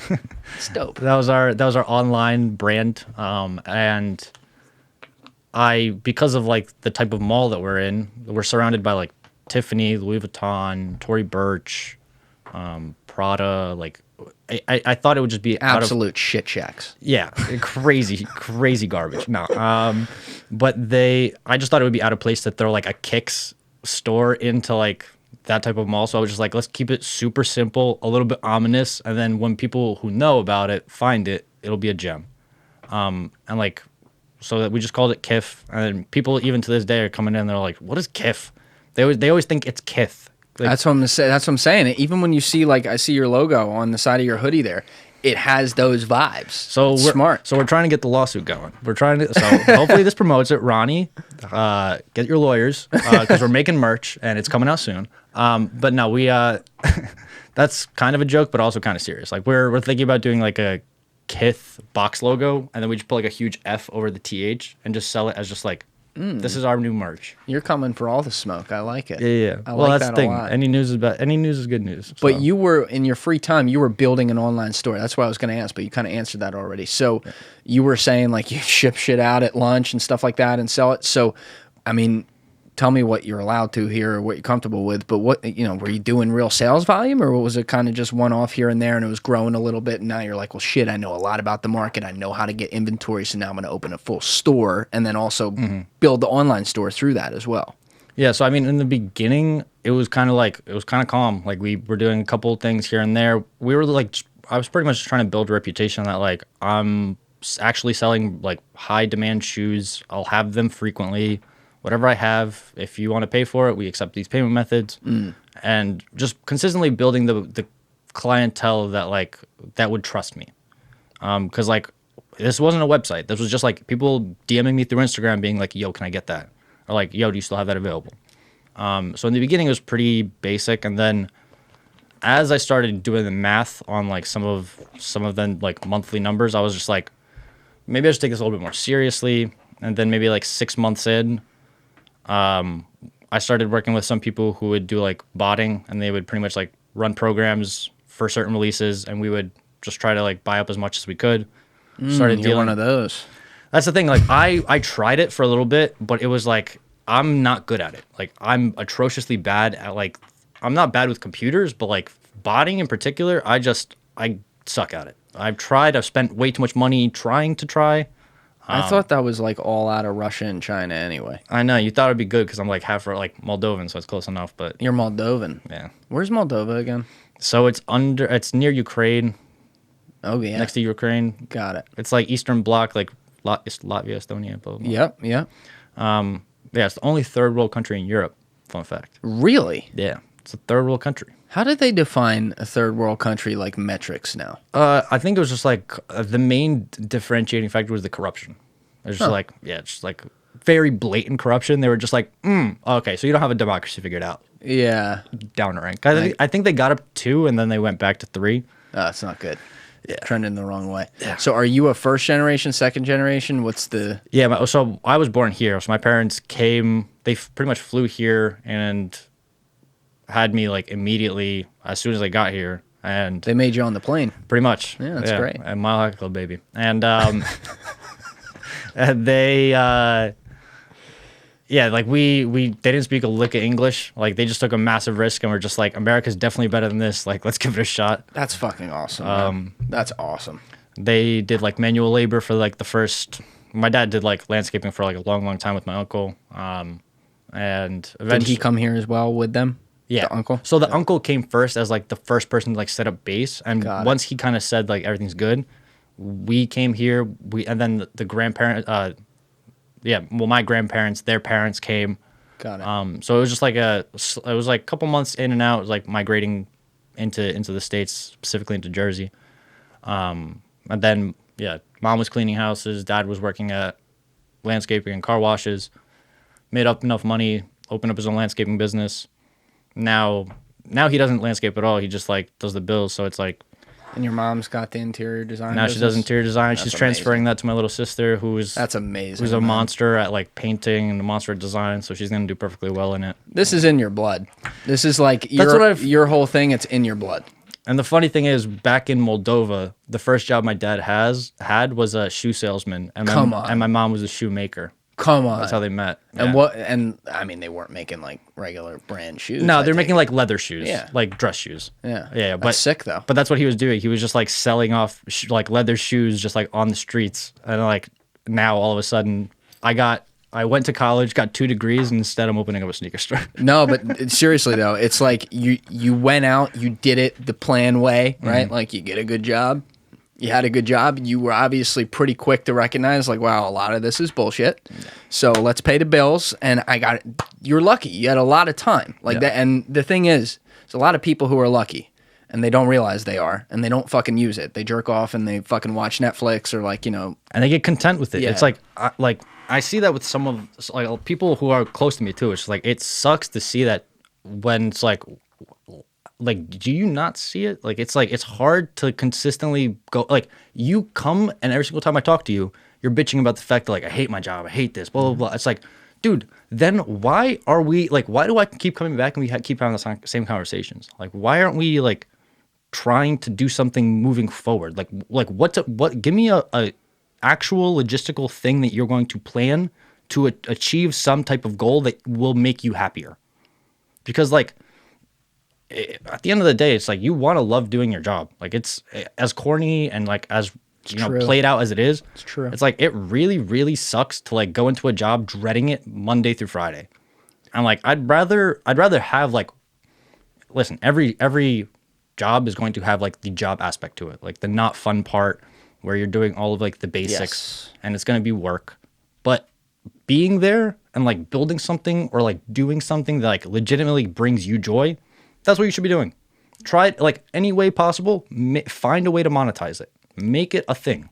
Couldn't say that any better, man. I mean, there's nothing in this life, even like guys who are professional athletes, there are parts of being a professional athlete that fucking suck, right? Waking up early, staying on a diet, yeah, it all Some blows. of the practices, the drills, like that. People, it's not like people enjoy that, right? They make themselves enjoy it. They enjoy the process as a whole, but there's parts of it that's like, oh, I wish I didn't have to do that, but that's part of the game. Yeah. But for you to put that out there and, you know, the example of all the people coming up and saying the same things over and over, man, I am convinced that a lot of society lives in a controlled insanity, and they like it.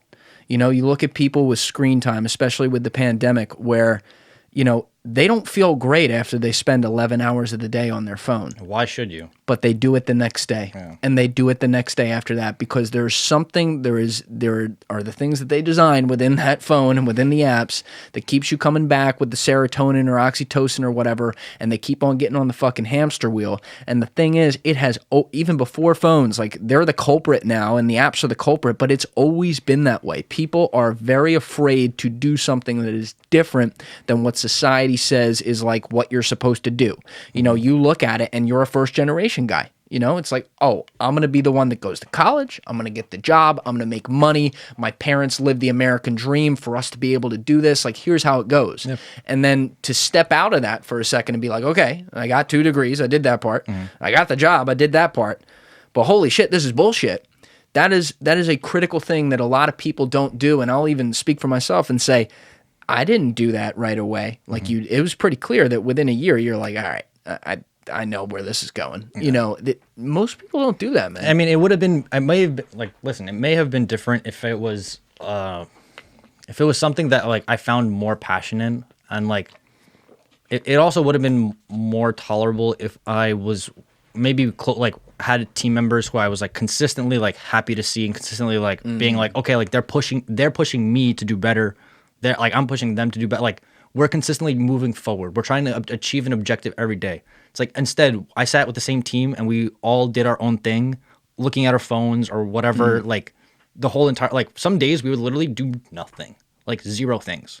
Some days we would do, you know, a couple hours of work here and there. But, like, having that much free time and not using it just seems like a disturbing amount of waste. Like, it's, there's no real explanation for like, I think it may just be like my personality where like I always need to be doing something. If I can't, like, as much as I love a vacation where you're sitting around just lounging doing nothing, like it becomes very, very boring for me to just like sit around and stare at a wall. Because that's essentially what you're doing. Yeah. They're paying you to do it, but like, they're gonna be paying me if I'm on StockX. They're gonna be paying me if I'm doing all these other things too. Like it's the action though too. Yeah.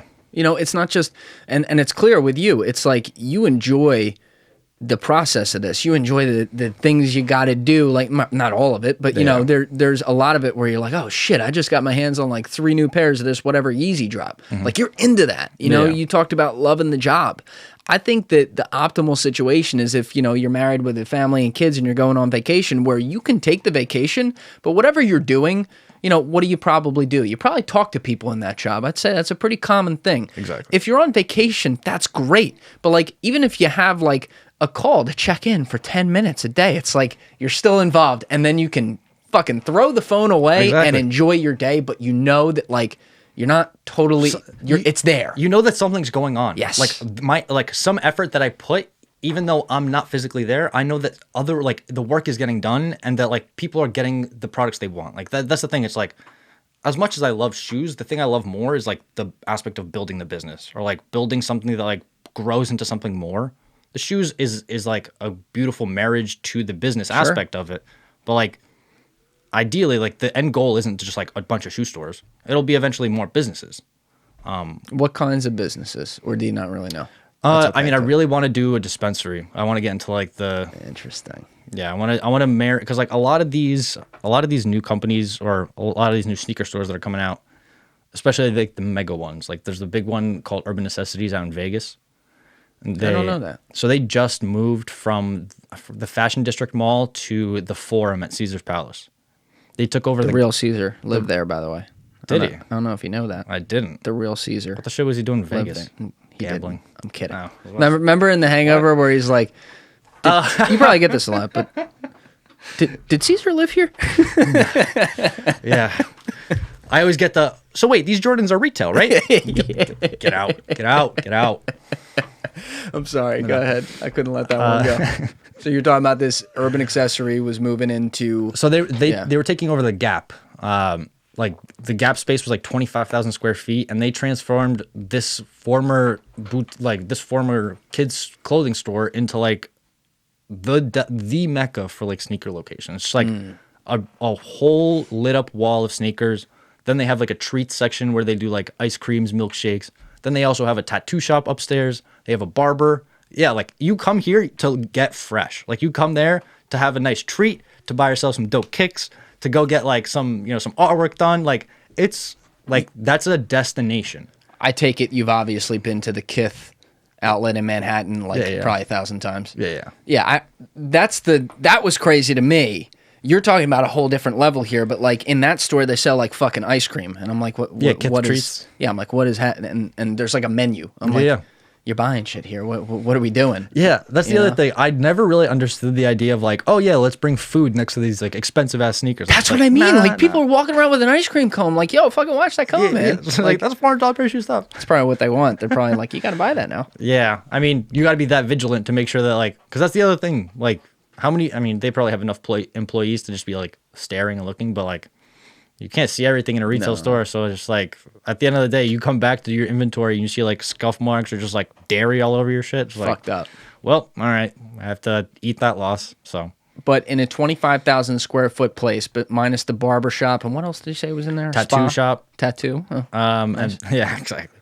And they also do like the treats. Like they have like a ice cream, whatever, custard. I don't know what they do. Okay, so they did that too. But let's just say there's 15, 20,000 square feet left over after that stuff. When they're put in, and it's all shoes. All shoes. All shoes. They so have, the walls they have are clothing covered. too. They have like their merch and like some other like random like Supreme Bape. On the floor, pretty much, in the middle. Whereas the shoes are on the outside. So the way it's set up is like the far left wall is just all shoes. It's like they have one mega huge wall of just like shoes for display, and it's impressive. How many shoe pairs are we talking about? The math is probably, I mean, they definitely carry over like 50,000 pairs of shoes. Okay. That was higher than I thought. So here's the question then. What are they putting, are parts of those walls the basic Jordan drop? Yeah. And then another part is like all designer shit? So, and are they all sneakers versus like other kind of shoes too? Which we haven't touched that yet. I don't know how much I imagine you know a lot about that, but like when they do like the Timberland crossovers with like off-white. With SpongeBob, yeah, they did that. Man. Yeah, did you see that? I have heard of the SpongeBob crossovers. Jesus. I definitely haven't seen the one you're talking about. Timberland SpongeBob's, dude. They put it on like these on the brands themselves. They put it on like Off-White, or maybe that's a bad example, but like some of these they do like a literally like you're buying SpongeBob and they're paying fucking $15,000 for it. Yeah, I mean, listen, I think at a certain degree the same thing is just like. All these companies are in their bag, and respectfully, like, keep doing your thing, because, like, whatever's making you money, good for you. Yeah. But a lot of these people are kind of just, like, they're selling out their identity for collaborations. Like, yes. You can look at KITH as a pretty decent example. It's like they used to do collaborations that were sick. Like, they would do, like, they did the Gucci, they didn't do Gucci. I'm going to get roasted now. But no, so they did like early on collaborations with like certain Nikes or certain other shoes, and like people really really liked those, and the quality on them was like super super clean. Now they're doing collaborations with like any and everybody, with like BMW. Like what the shit does BMW have to do with KITH? Yeah, nothing. And how long has KITH been around?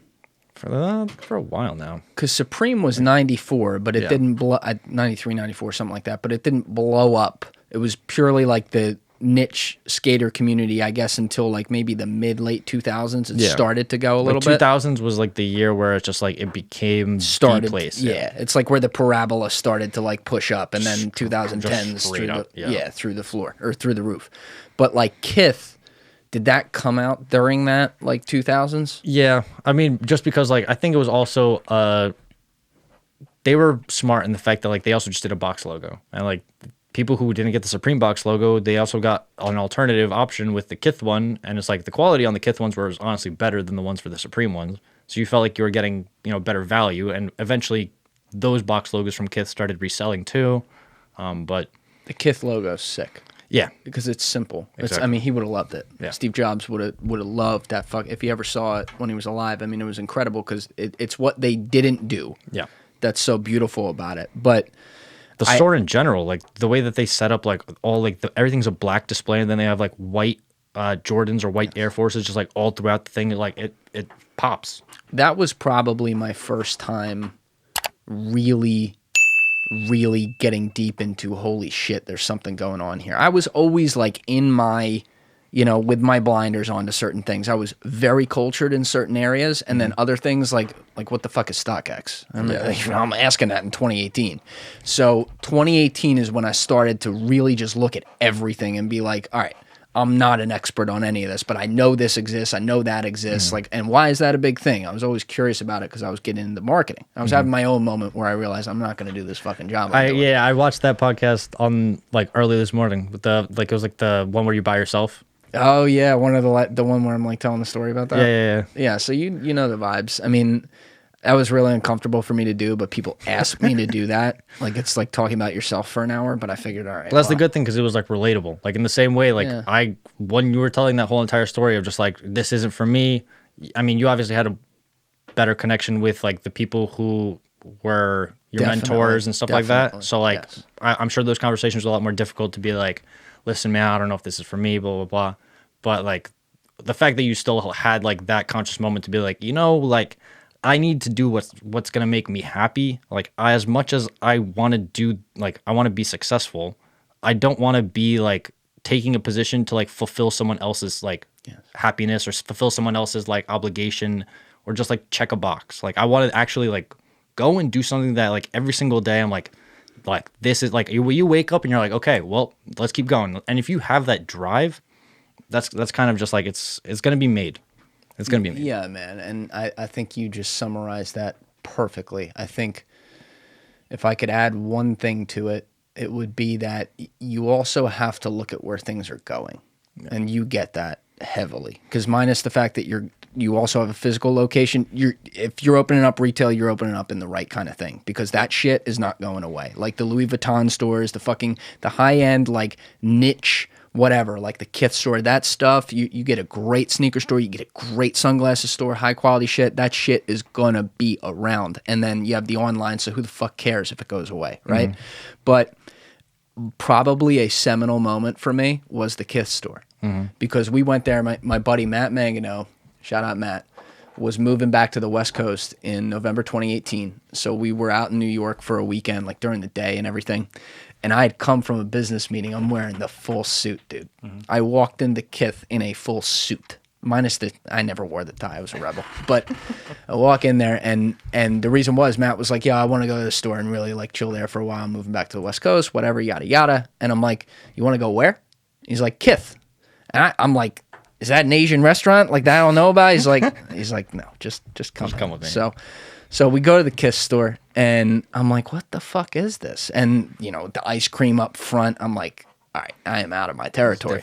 So we go upstairs, and I'm looking at all these people, look at that giant wall along the windows of the sneakers, which are, it's pretty sick. I'm not going to lie. And it's a lot more than sneakers. It's like, that's where I saw the Timberland collabs for the first time, some other shit. But after a while, Matt comes up, and he, you know, I was like kind of like a test subject to him because he was cultured. He understood this shit. And he said, I want to take a walk along the walls with you. And I'm like, what do you mean? He's like, I just want you to look at every single pair of shoe. We'll take as long as we have to. And I want you to tell me what you think the most expensive one is. I said, okay. So we take 3 laps, I think. It was at least 2, maybe 3 laps. And I don't know if that's like 10 minutes, 15, 20 minutes. And at the end, I turn back to him, and he's like, all right, which one? And I walk over to find a shoe, and he's like, okay, well, that's like midway. That's not one of the high ends, but he's like, it's a nice shoe. I forget what it was. I don't even remember what the price was, but it was a lot. So he said, tell me what you think the least expensive shoe is, though. So I'm like, oh, I got you. There was one shoe in there, dude. This is a hill I will die on with this shit. It was, imagine if the Atlantic Ocean were just paint, and you fucking threw one of those dad New Balances in the ocean, and then it came up with like paint barnacles all over it, like a fucking mistake, right? I thought it was a mistake. It was there. And I picked this thing up. It's got like globs around it. Like I'm talking 3D mountainous shit coming off the shoe. And it's this stupid New Balance that like I will never buy in my life because that means like your life is over and like your dick doesn't work. So I pick it up and I'm like, this is the worst thing I've ever seen. If this retails for more than $50, they're robbing a bank. And he said, I picked it up off the thing and I like twisted it around when I did it, and his eyes got real wide as I was explaining it, and he grabbed the shoe. He's like, it's the most expensive one in here. I'm like, get the fuck out of here. He starts explaining to me. I'm like, all right, this is where I lose it. Because I'm like, this is the worst thing I've ever seen in my life. You know, and then I pointed to another one. I think it was the Timberland one. That it was like a really nice collab. I keep coming back to that. I point to that and I'm like, now I know that one's probably like $3,000, but like, I get it. Like, that's fucking nice. What is this shit? You know? And so it's crazy to me that guys like you, and it's not like maybe some of that stuff you're less interested in, but you have to look at a shoe that even if you don't like it to your eye, you have to decide, is there a market for this based on the supply? And do I know that that exists? And therefore, like, is the demand of this price not relevant to what it's going to be? That's hard, man. There's a lot out there. It is hard, but it's also like, for certain cases, like, okay, there are, I mean, to be honest, like, I'm very, very honest with customers who come in. Like, if there are certain shoes that I think are ugly and they ask my opinion of them directly, I'll be like, those are ugly. I personally don't like them. But if you like them, that's the thing. It's like, you got to buy what you like. Like, then they buy them. You're like, oh, they look great on you. Yo, we have, so like, I don't know if you know the new Yeezy foam runners. Do you know what those are? I'm going to Google that. Keep talking. Okay. So the foam runners are just like, it's essentially like a croc, but it's like a foam. It's a foam croc. Okay. They retail for like, I think $90. It's nothing, but I've seen these. Store owners sell these for $500-$600 a pop. Like they're nothing. Yeah. And people come in initially looking at them, picking them up and being like, nah, yeah, those. Yeah, those. We'll talk about Kanye because I have so much respect for him. I think he's incredible. Those are one of the worst things I've ever seen. So I would say the same thing, but they are potentially the most comfortable shoe you'll ever put on your feet. I'll bet. That looks like a pillow. It's a Tempur-Pedic mattress in a shoe. Yeah, I'll bet. That's probably why, but... But that's the thing, like, people will come in being like, yo, look at, like, what is this shit? And then they'll look at the price and they'll be like, 600, like, what? Like, who's paying that? Like, nobody's paying for it. And people will get, like, angry at the fact that, like, who's paying that? And I'm just like, people are paying it. I'm like, I wouldn't list it at that price if it wasn't selling at that price. And you also bought it at a high price, probably. Yeah. And the thing is, like, these sell out so fast that I need to pay over market to get them back in the store fast enough because for me at least, I hate telling people, like, I don't got your size. So we try to do our best and try to make sure we have, especially for items that are super, super hot, try to make sure we have all your sizes. That being said, people will come in, be like, these are so ugly, they're disgusting. Can I try them on? And they go try them on, and they go up to the mirror, and they're like, so 600, right? Yeah. I'll take them. The price makes them look better. Yeah. I mean, the thing is, like, it's a really cool shoe. You've never really... It is technically just foam, but like because it has Yeezy on it, because it's Kanye's behind it. It's a story. Because it's limited. Because exactly, there's a ton of reasons why people will continue to pay that price. But like, objectively, in my opinion, would I ever in my personal life pay $600 for them? No. If I got them for retail, I'd 100% wear them just for like what is that factor? Because like sometimes you got to get people talking. But this is like, for $600 of my money, I'll wait. Other people, though. I don't think I can, and I'll put the picture in the corner so people can see this if they're watching. I don't think I would ever be able to wear that at any point in public, including around like very close relatives. However, like when you buy a really nice pair of flip-flops, and I'm not talking the fucking Nikes that, you know what I mean. Like Gucci slides or no, not even a brand one. I'm talking like that looks really fucking comfortable. I can wear that to the beach and they'll last 10 years. Yeah. Right? You pay $30 for it. It's great utility. And they're nice. Like mine I have right now are fucking awesome. That's how I would think of that, except wearing it alone in the house. So I would spend $30-$40 on that. But if you looked at me and said, Julian, I'm going to need $600 for that. I'm going to say, I'm going to need to fucking steal your wife. Like, give her to me. I'll take her home. Like, do I get her too? Is she hot? Like, show me a picture. Is that the trade-off? It's like, but to your point, like, you're talking about people to come in, they try them on. They're going to fucking wear them. They're not investing in them. That's... We had somebody come in. We had somebody come in yesterday, and they had a wedding, and they didn't have an outfit, like, set up, and they really, the wedding was in Cabo, and they needed an all-white fit. And we were like, and essentially he was just like, so I want 3 of these, and I need them in these sizes. That thing. These, 3 of them. And to a wedding. 3 of them. He should be shot. 3 of them. He should be hanged. Dude, if you showed up to my wedding in that, and don't get me wrong, I get fucking married at City Hall. You know, it's up to the lucky lady, if that's what you want to call her at some point. Like, she'll do what she wants to do. But if you showed up to my wedding in that, you're out. You're getting kicked out. You're gone. It's on a beach, so it's like, yeah. Just don't wear the shoes on the beach. You can be, if I get married on a beach, You can be barefoot. my groomsmen are allowed to be barefoot on the fucking beach. Come on. Wear flip-flops. Yeah, that's the thing. It's like, without blinking, he was just like, I need 3 of those. Okay, no problem. So what, in this store, because now you've had this space, and you guys have been open now for how long? Because you got delayed from that original. Yeah, like 3 weeks. Okay. Oh wait, I haven't even finished that part. So Yeah, let's go back. Yeah, so let's hear about that. the aspect of me quitting didn't happen because they fired me 2 days before I quit. Which was honestly lit because they had to pay me out. They had to pay me out like a package plus all my back paid PTO, like all these. They pretty much gave me a couple of extra $1,000 because they fired me and didn't want to wait 2 days for me to like quit. But like they didn't know I was quitting, so why'd they fire you? they were downsizing. They Probably because you told John in accounting that he was a fucking moron 12 times. They were also like,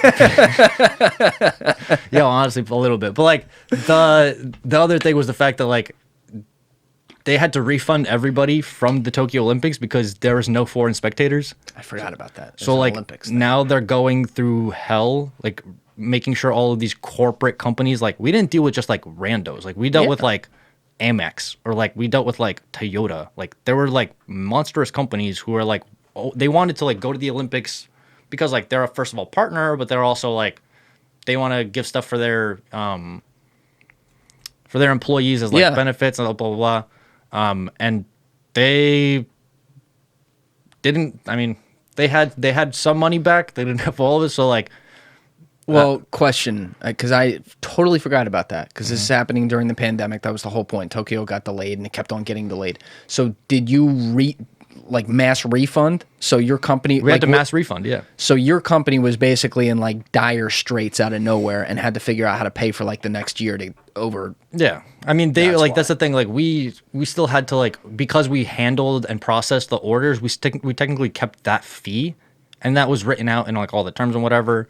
But like, people, when they're paying like hundreds of thousands of dollars for these packages and they're like not getting a percentage back of it, they're kind of like, what? Like, no, you're giving us, like, I'm assuming they probably fired me to hire lawyers and stuff like that. So yeah, that's a whole. I got out. You got out at a good time. But you didn't open up the store right away, obviously. No, I did. That's the thing. As soon as I quit, so I signed the lease in January, March, April, May, in May. Early May. Oh, hold on, back up. I was fucked up here. I thought you were saying this was all in 2020. No, this is all this year. This was all this year. Yeah.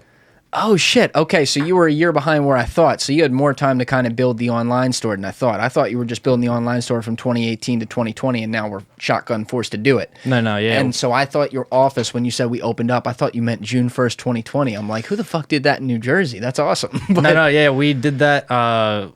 We pretty much opened up 3 weeks ago just because, like, the whole entire time we were only online up until literally May. And then May we signed that lease. We built it out in a month. And then by the time everything was set, I was going to quit on the 20th. I think it was the 29th. Or no, I was going to quit on the 31st, but they fired me on the 29th. So I was just like, I said goodbye to like the couple of like family friends who like hired us in the beginning and like thanked them for the opportunity, but like everybody else I was kind of just like peace out. I was also like half the people who I was friends with also got fired, so I was kind of just like Now it all makes sense to me too, by the way, because the one thing I couldn't understand when you DM me, because I think you randomly found one of my episodes. You were early days, like happened to come across that. You were probably like only the 25th person I didn't know who just happened to come across the pod because it was so early on and I was building, and I was like, cool. So you sent me nice messages, and it wasn't like looking for something. You were just like, hey man, I saw this, that shit was funny or whatever, and you were a random guy. So I'm like, all right, cool, I'll follow him back. So just between you and me, when I see an account, because then I went to go follow you and I click your page and I see all these fucking sneakers.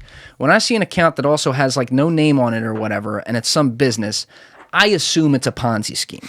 Right? Like, that is my operating assumption. Just, it's all, whenever I see a business on Instagram, period. And that's the barrier. That's the barrier you had to, like, That's why in the beginning it was slow, because like in the beginning everyone kind of thinks like, okay, it's just like a random Instagram account who's just like, he's telling us that he's gonna ship us these shoes. I have to send him money ahead of time, and then we get the shoes like shipped out. I'm like, so initially you have to build a relationship with a couple people who decide to trust you. From like, the other thing is like, there's a bunch of ways to prove that you have the sneakers. I was posting.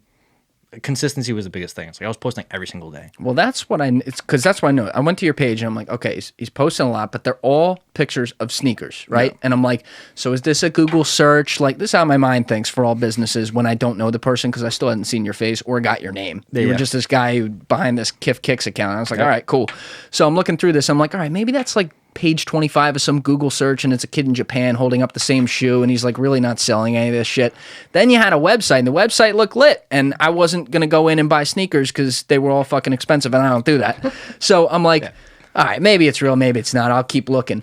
And then when you posted, maybe it was like 2 months ago, when you posted the picture in the outlet, and it was up there in Hackensack, and I knew what it was, I'm like, oh, this is a real person, not a Ponzi scheme. Great. All right, we're up in the world. Because that's, in fairness, like that's the baseline for everybody. You can only go up from there. And that's the thing, like once I posted the storefront, I started getting a lot more. I mean, like, listen, I dealt with a lot of people in like the New York, New Jersey area just because we built relationships with like bulk suppliers. We also like, in the early days. All before it, online. All during the online era, we were also spending time with like other stores, asking them like, hey, what do you need? And we would start supplying them stuff on consignment. Oh, wow. And then essentially we started, bringing like multiple stores, batches of like 30, 50 shoes, let them sell them out, and we get paid out, every week, every 2 weeks.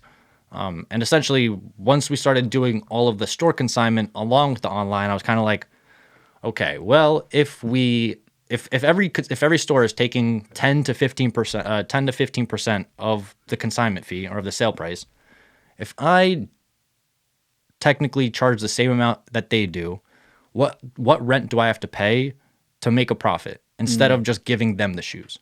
And like, are there any locations that make sense for me to do that, to charge those prices, to move this amount of volume, blah, blah, blah. And we started doing like shopping around during COVID. It was a monstrous headache because like we found one mall, it was going to be great.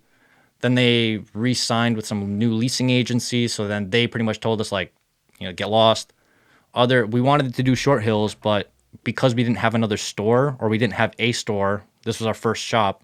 They were literally like, we don't need you. Yeah. So like they just brought in a new store from Connecticut. So now there is a sneaker store in there. Yeah, you want to talk, I mean, where you are is bougie as fuck, don't get me wrong. Yeah. Short Hills and King of Prussia Mall down outside Philly are the two malls in the world. Yeah, I the mean, crazy it's like, ones. They don't let, I used to go shopping for one or two things in the Short Hills Mall, and people looked at me like, what are you doing here, son? You don't belong I saw here. Eli Manning at the Short Hills Mall. That's when I knew I was just like, oh, this place is And he wasn't different. wearing a Giants jersey. No, but he's so tall. Oh, yeah, dude. He's so big. tall. Oh, he's big. I literally always thought, I was like, oh, that dorky little brother. Like, nah, he is like 6'4", like All of it. yeah, All of it, 100%. But you were going in and building up the online store before any of this, and where I realized like, oh, this is a real person is when I actually saw a figure. That was the first time I saw your figure, but I was still like, I don't know this guy's name. He's just Kifyak. And I'm like, I don't know where he's from. I can't see the picture still didn't have your face. I was far away. Now it's making sense to me because you were incognito still because you hadn't quit. Yeah. So like no one knew about this. You were buying this outlet, so you were making your moves already. That's and now the it's thing, all yeah. coming together in my head. I get it now. Yeah, a couple of friends at the company knew what I was doing, and like they were they were into sneakers too. So like they bought pairs here and there, and I would ask them to like enter raffles for me, and I would pay them if they won. And you'd shoot them if they said anything. Yeah, exactly. Yeah. No, but that's the thing. Like my boss and like my manager, like they all knew that Oh, really? They all knew that I had I was doing this sneaker thing. And the only person who actually knew was only one person. I won't rat him out, but like he knew I was opening up a store and knew I was gonna quit. Oh. So like, so they didn't know that part. Yeah. They knew you were just doing something on the side. Exactly. And they were like, "Damn, you're taking you're taking your full hour lunch break every single day." I was just like, "Yeah, like it's time consuming." But yeah, essentially once we finally signed the lease, we were like, "Okay, let's get this going." And so far, it's not bad. We're glad that we found a place because like I said earlier, these types of sneaker stores are popping up in every single mall. Like we looked at other places, and luckily we didn't get accepted by certain ones because like we're looking at like we know a lot of these store owners. Like we've all done business with each other. We're all in the same industry, so we've all like crossed paths at some point. But when we talk to these people, it's like some malls are just like they're hawking you for like all your sales numbers. They're hawking you for everything. It's like some people are just like much easier on you. They're kind of just like, yo, do your thing. Send me this by this date. If that's all good, we'll keep going. We'll renegotiate a rate at this date. Like they just give you everything simple laid out, opposed to like somebody who's just like an auditor. Like there's certain mall groups that literally hawk over you like an auditor all the time, and there's certain mall groups that don't. And like we were lucky enough to find a place that was kind of just like they were good, they were easy to work with, they helped accommodate a lot of things, and we love being there. So hopefully we stay there for a fair bit of time. So yeah, see, that's like kind of surprising to me though too, because these malls, the ones that are left that are like legit and not like going out of business signs everywhere, they are like that because they are so high end. So the fact that, especially the place you're talking about, because I know where that is, that's a bougie ass neighborhood and everything, that's a bougie ass place. It's kind of surprising to me that they would even be willing to be so hands off on that and just be like, I guess not going into your revenues and all that, and giving it a chance technically on something that was just previously an online store. It's just your first time doing it. Yeah. No, I mean, they did take a risk on us, and I mean, really appreciative for the offer and like the opportunity. But at the end of the day, it's like the goal is to continue meeting those expectations. It's like as long as we keep on doing providing the services that like all these people want, it's like that's the one thing about this mall. It's like you don't get the same amount of traffic you would at a different mall. Like there's not like a million people walking through this place because it's like majority of the stores is like there's not even a price on the items. Like you're literally walking into these stores and like if you want it, you buy it, but like they tell you at the register it's like $3-4 grand. Yep. So you have to walk in there kind of knowing, okay, well, we're blowing bags today. Well, what's the clientele like though too? They got to know. I mean, they walk in this place, like how many sneakers do you have in there on display at the moment? Probably like 300, 400. And then how many do you have in inventory, not including like all the different sizes for a given pair? Is that you have everything in inventory out there? We no, like we have multiple sizes for a lot of the like shoes that are out there. But to be honest, like that's the main thing is like we're making sure that we're trying to like fulfill anybody's like desire when they come into the store. If they find like that shoe, we're trying to make sure that we have that size. Right, but I'm saying I didn't ask that clearly. I'm sorry. You have the 300 or 400 on display, and then you have the multiple sizes across a lot of them because you're trying to accommodate that. But then do you have some that you don't have on display? Yeah. That you do? You do. Okay, so you got a lot. And how many is that? Maybe like 100, 200? Nah, it's a couple thousand. I mean, like holy shit. So like we still do provide other shoes to other stores because like we sell certain things better than other stores, and other stores sell stuff better than we do. Got it. So like specifically Jordan 1 mids or shoes that are like within that range of like 150 to 300. A lot of other malls push out those shoes way faster, consistently at higher margins than we do. We get a lot of the people who are like looking for like something crazy. Like they want their collectors, or they're looking for something specific for like an outfit, or they know already about the culture of it. And a lot of the time they're just like, okay, well, if you have this, I want this. And they really don't care about the price. It's just more or less like, do you have it? And for a lot of the other stores, it's just like, you should have all of these sizes because like it doesn't cost as much to like procure a full size run of like Jordan 1 mids compared to like Off-White 5s or something like that. So you kind of have three businesses though. That's what's really coming together to me. You have the online where people can go look at your inventory on there from fucking Japan or, Europe or America, somewhere else, and buy something from you, and you have those relationships and you're used to the shipping method and all that stuff.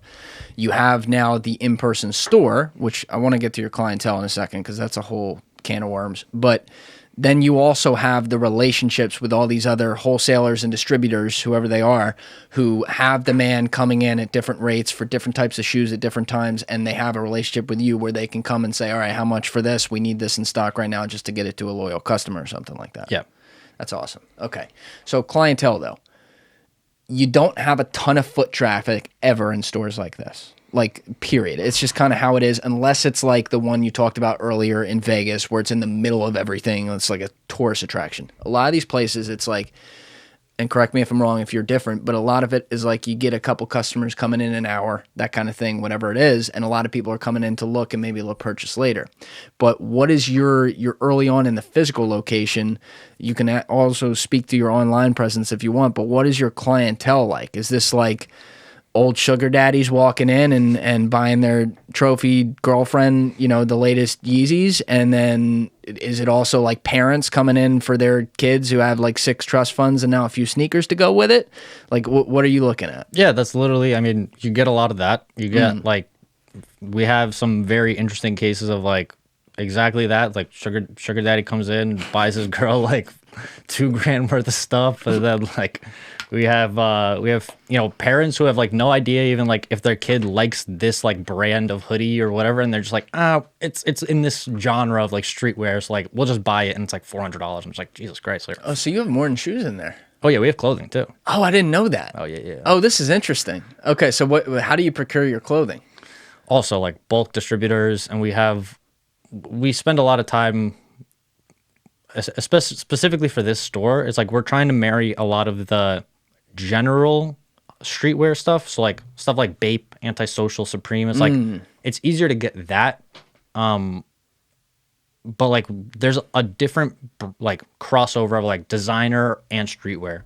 So like a lot of like the Off-White stuff, or like a lot of like there's another company called Gallery Department, Amiri, Rude, like all these like very, very high-end brands that people still associate with like streetwear, but they also cross over into just like designer, mainly based on like the retail price of these items. Like Rude t-shirts, some start at like $300, like $400 for retail. So we'll bring them in, we'll sell them for like $455.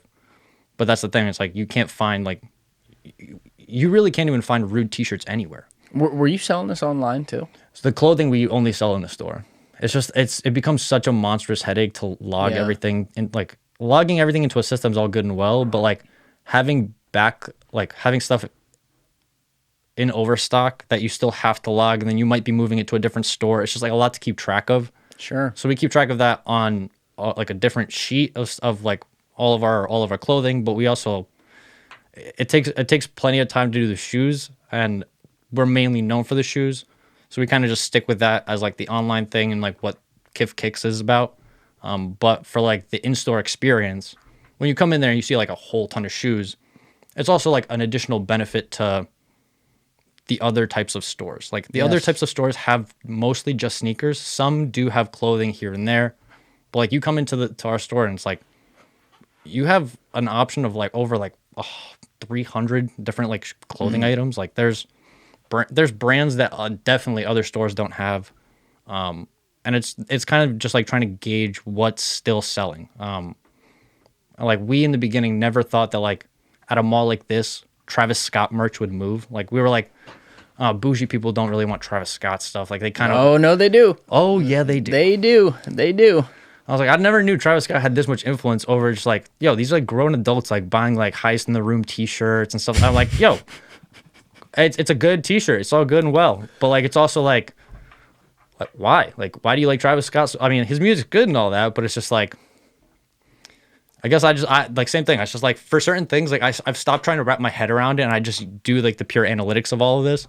But that's the way to go, man. But to be honest, yeah, it's like since we are so new, we're kind of just like we threw out a bunch of options of like anything. Let's see what the people around here want. And now we're kind of just starting to tailor, okay, so now this is moving. Let's start getting in more variations of this. Let's see if like those variations, what moves the best. And just like following the trends. You keep saying we, by the way, because the store's named after you and everything, but you have people working for you. Is that what you're basically referring to? Yeah, pretty much. Got it. And that's awesome. Yeah. So how many people do you have now? A couple? So we have my cousin who's partnered into the store. Excellent. I really needed like a trustworthy person. So yes, he's same thing. Like he's somebody who just like uses his free time very wisely. Like he's an engineer. He has a full-time job, and yet he still has the time to like help inventory, help log. Oh, that's huge, man. It's crazy. That's because that's what I was gonna ask. There's so much bullshit overhead type work to do with just like pure analytics in this type of job, because and you're operating on three fronts, as we said, and I'm thinking there's no way there's not enough hours in a day to do this yourself. Like the store itself and building that brand, I mean that's got to be 90% of your time right there, and I'm including the online store with that, and then like relationships too with other people, clearly. So you still have to be able to figure out like, oh, this shoe suddenly came to market, who's watching StockX at all time to see what's what, where do we run out of sizes on a shoe or whatever. So makes a lot of sense. You have an engineer back there doing that. Yeah, it was in the beginning I was like, it was just me it was me pretty much up until we opened, maybe like as soon right before we opened, like me and him had a conversation, and I was kind of under the impression, I was just like, listen, man, like I obviously have a lot on my plate, but regardless, like I'm just gonna keep doing it. I barely slept. Like I literally just like stood up until like 4 or 5 a.m. every single night, like making sure everything was logged, checking it back on other sheets, making sure everything was transferred over to like all the other stuff that we had. And like you said, it's none of it's just like very hard work, but it's all very time consuming. Well, the other thing I keep forgetting here, and I don't want to miss this, is the fact that huge inventory you have, where you have 300 or 400 out there, and then you have thousands in the back or whatever. I know you obviously had a lot of success with the online business before this, because you even had a year longer than I thought, because I was on the wrong timeline to grow that. But I'm just thinking about a 3,000 to 4,000 square foot store. 4,000, I guess, is what you bought there, or you leased it, I guess, right? Yeah. Either way, like I'm thinking about the overhead there. I'm thinking about having to get all that inventory day one and the amount that goes into that. Like, are you taking out loans here as like a new business, or you own all that shit? So I mean, I don't own all of it. So we do have consigners who, bring us pairs, and we've built relationships with other people who are also like, they only do the online thing, or they only do like, or they only trust like certain people to manage their inventory. So they'll send it all over to us, and they'll have like full-time jobs, or they're students. So they don't necessarily. Oh, wow. In your store, they'll do that. Yeah. Like they're people who are just like, they get a lot of stuff. I don't know how, I don't know where, but like they get it. We check it all out. And if they want to consign it, we have like a minimum for the amount of pairs that we accept. But yeah, essentially in the beginning, I just spent a lot of my time on like procuring inventory for the store, especially in the beginning. Cause you're like, building relationships left and right. Yeah. Just consistently like going to these sneaker events, talking to other store owners, trying to like, cause like in the beginning we were mainly focusing on making sure that we provided these other stores with like all the right stuff. So our stuff would sell 100%. And then we would always be able to like reclaim that payout and then invest it into the newest thing coming out. That's the way to do it. So in the beginning, it was a lot of just like exactly that, talking to these people, building that relationship, having a consistent communication. And you had a very full pipeline of suppliers and also, businesses and stuff to sell to before you ever even opened up a physical store here. Yep. So now it's just you happen to be adding to the fray with this store. You're still serving all those suppliers, obviously, and now you get to do it through a physical place. But the only thing you're adding is the people that are actually foot trafficking coming in. And so now you're building relationships with people who, they got $1 or $2 in there. Yeah, they got a couple dollars, and they really like, that's the thing, is like they like the fact that it's in Jersey, so you're not paying New York sales tax. That's huge. We have clothing, which a lot of sneaker stores don't have, and it's like you have all this space, and a lot of the times, like I said, we have pretty low traffic. So like when you come in there with like your family, you're like shopping there it's pretty much you're shopping there by yourself, and you have like the whole entire space to look through everything. Like people sometimes who really, really are into streetwear and the whole entire store, they'll spend like an hour and a half, 2 hours in there. Like, yeah, they'll spend a egregious amount of time, and like I'm perfectly cool with it, because like the more time they spend, usually the higher, like the more they buy. And they get white glove service. You know what I mean? Because it's not like you have 30 people in there at a time, and you're sitting there going through. And I can imagine the amount of shit you pick up from people, like what their other tastes are and things, and the math you're doing in your head with where that can then tie into you. It's got to be valuable spending 90 minutes with somebody. Yeah, my garage is consistently, it's just like a wall of boxes from UPS, FedEx, and it's like my mom consistently tells me like, yo, you need to rent out another storage facility, because like we can't do this. I like took my car out of the garage and I just like used my entire garage as like just like storage space. That's a good sign, though. It's a good sign, but it's also like some of these, like that's the thing, like these shoes need to go somewhere so they could be sold, because sitting in a garage, they're only collecting dust. But yeah, in the beginning, we spent a decent chunk with identifying how these stores are able to sell certain things much better than others, and targeting all these moving parts. Yeah, it took a little bit of time to perfect it. But now it's like it becomes easier, especially when you have people who are just like, they get the routine now. Yeah. As soon as they get the routine, it's because that's the thing. It's like all it is like like we said in the beginning, it's just like a different colorway. People still want Jordan 1s. They always want Jordan 1s, but they always just want the newest color. So if we keep supplying the Jordan 1s to the stores that sell Jordan 1s, we're gonna keep getting money to keep buying up the new ones so we can keep resupplying. It's just like it's a cyclical thing that. Until people stop wanting Jordan 1s and they transition to something else, we'll transition to moving that in there too. So, how many times a year did Jordans come out?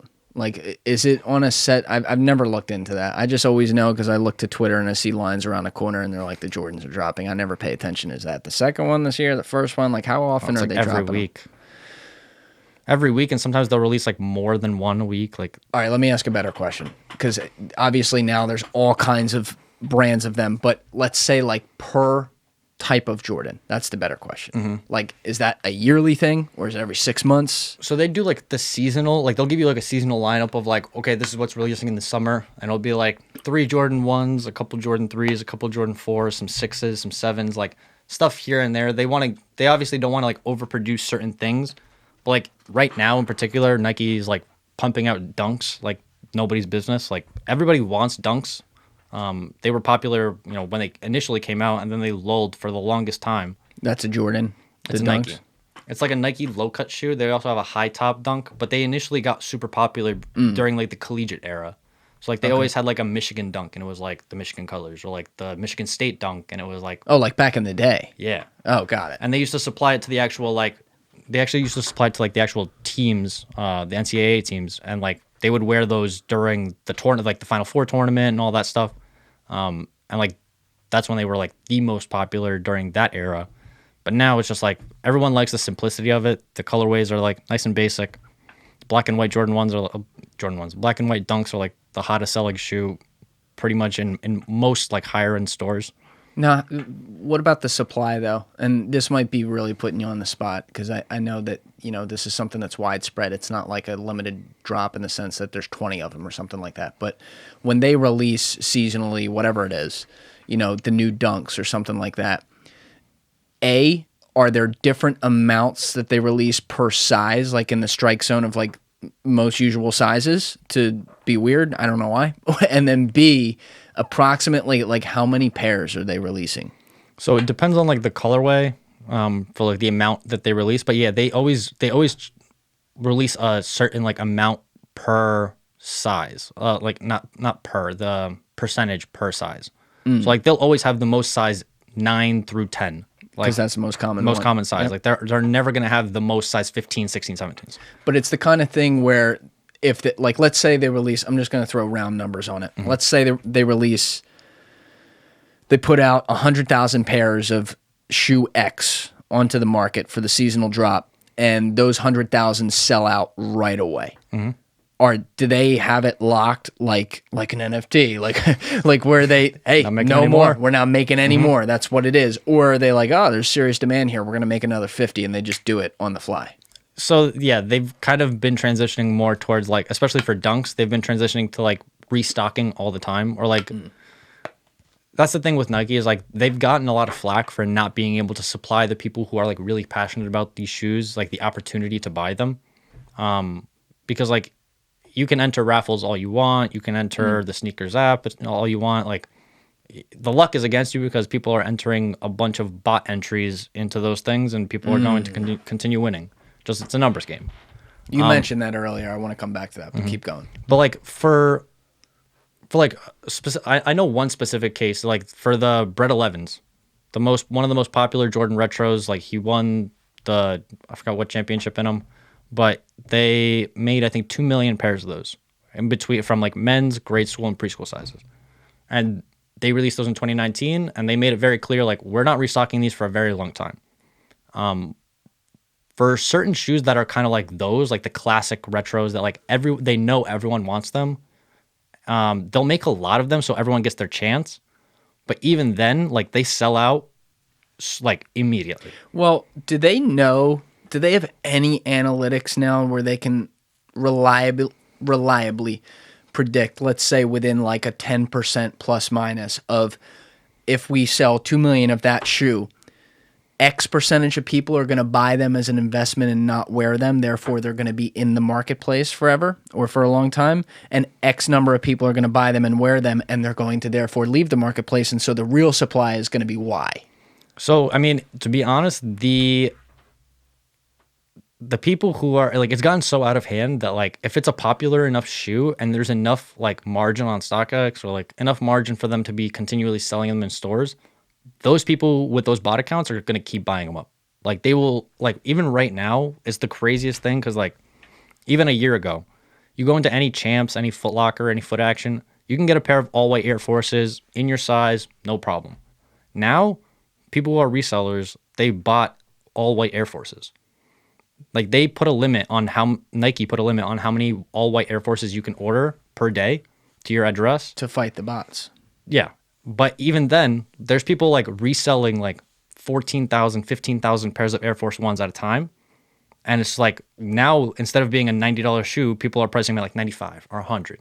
Like, they're making their little tiny margin, but like, because it's an Air Force One and they know Air Force One, all white Air Force One is like one of the top selling shoes ever. Someone's going to pay an extra $5 just to be able to press enter and get it delivered to them like right then, and not spend 5 more minutes on Google. That's actually smart, unfortunately. But the bot thing is interesting because you even saw it like when Top Shot blew up earlier this year, and they would have I'm talking about NBA Top Shot, where you had all these video moments that were the early NFTs and the craze and everything like that, where when they would do a drop, they had to start building algorithms to try to fight against bots, because you just had straight up bot algorithms coming in and purchasing it exactly inside of a nanosecond. So you now have all these shoe companies, whether it be Nike or Adidas, whatever, and they have, whether it be limited drop shoes like with a design collaboration, or these standard, hey, Nike's going to drop Dunks or the Jordan 1s for the year or whatever.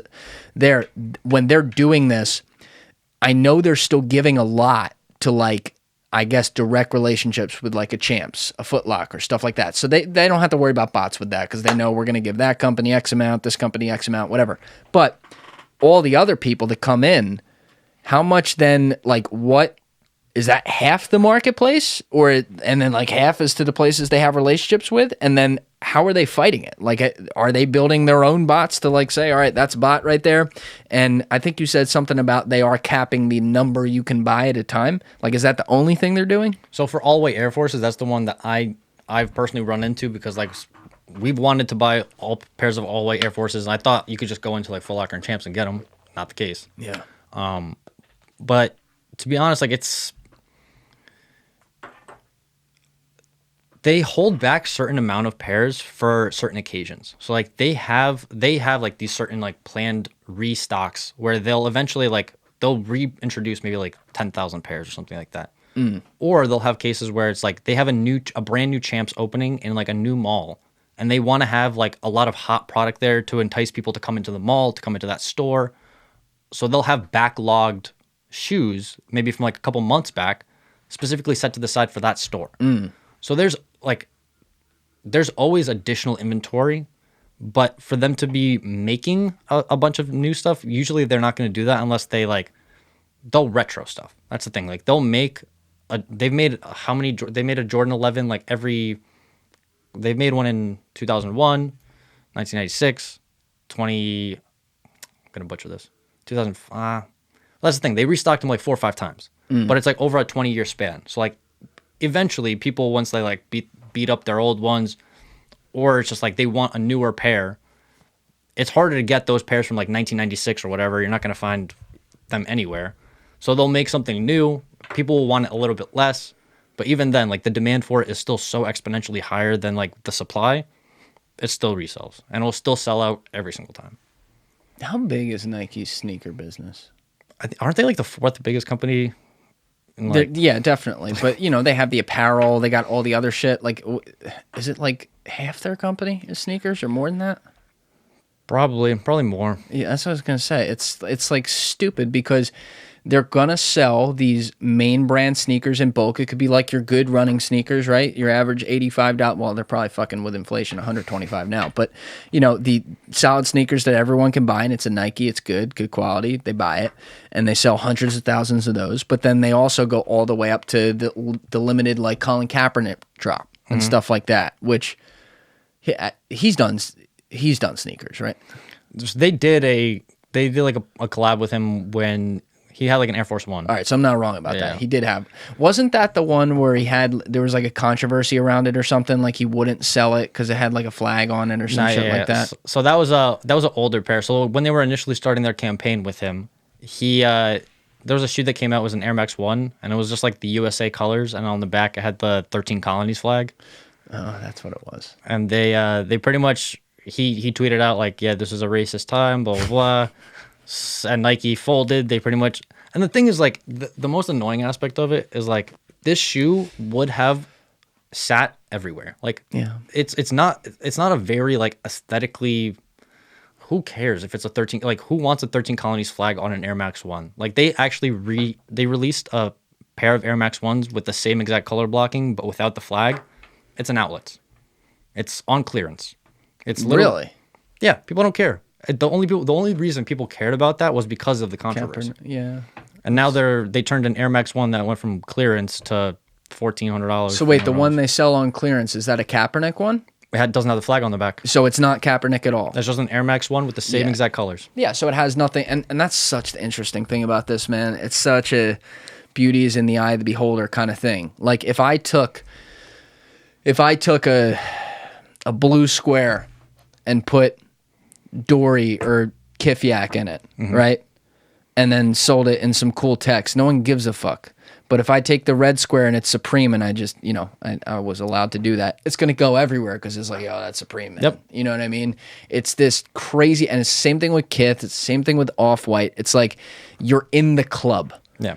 And at some point, the thing that still blows my mind is like these places were cool because like early on they got cool and they had that rise because the early adopters got to them, and it's like, yo, this is like a click. You know what I mean? But the early adopters, who are the same types of people, and literally the same people across generations as time goes on across different things, they move to what then becomes like this isn't mainstream, man, right? So there's people who are moving away from Supreme and stuff like that because every basic person has it at this point. That's why Chrome Hearts is popping up, Gallery Depart. Like, that's the thing. It's becoming more and more interesting that, like, you're 100% right. People are, especially once it becomes too mainstream, they're kind of like, that's not my style anymore. It's like people want to be unique. And listen, if you want to express yourself in a unique fashion sense, more power to you, go for it. But especially like a lot of these people look towards like major pop celebrities or like just influential celebrities for their fashion advice. Like, and those celebrities are a lot of times, by the way, give them some credit, they're like early adopters of things. So they have the same attitude sometimes where it's like, yo, everyone's wearing Supreme now, I'm not wearing that anymore. Yeah.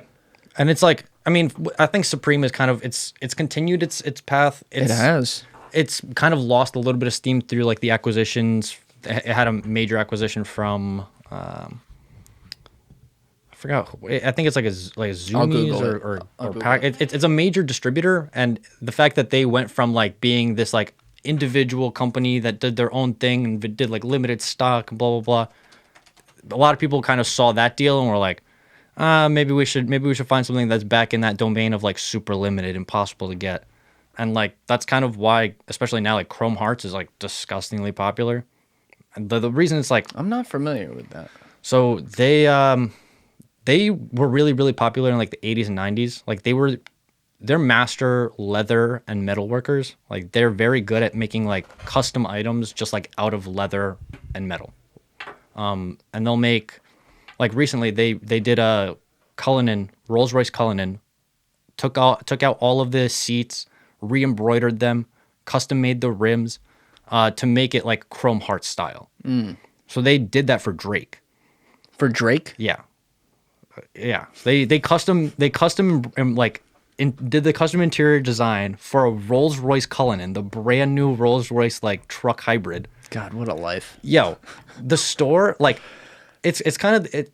That's like when you said like to join the club. That's exactly what it is. And it's like it falls past just like clothes and shoes. Like, go look at watches. Watches are the same thing. If you go to a Rolex store, watches are crazy, man. if you go to a Rolex store and you ask them like, "Hey, let me get a steel Daytona," they'll be like, "Hey, spend a $500,000 with me first." That's what they'll tell you. They'll be like, "You know how many people I have asking me for a steel Daytona? I can sell that in a second. But you know what I can't sell? This.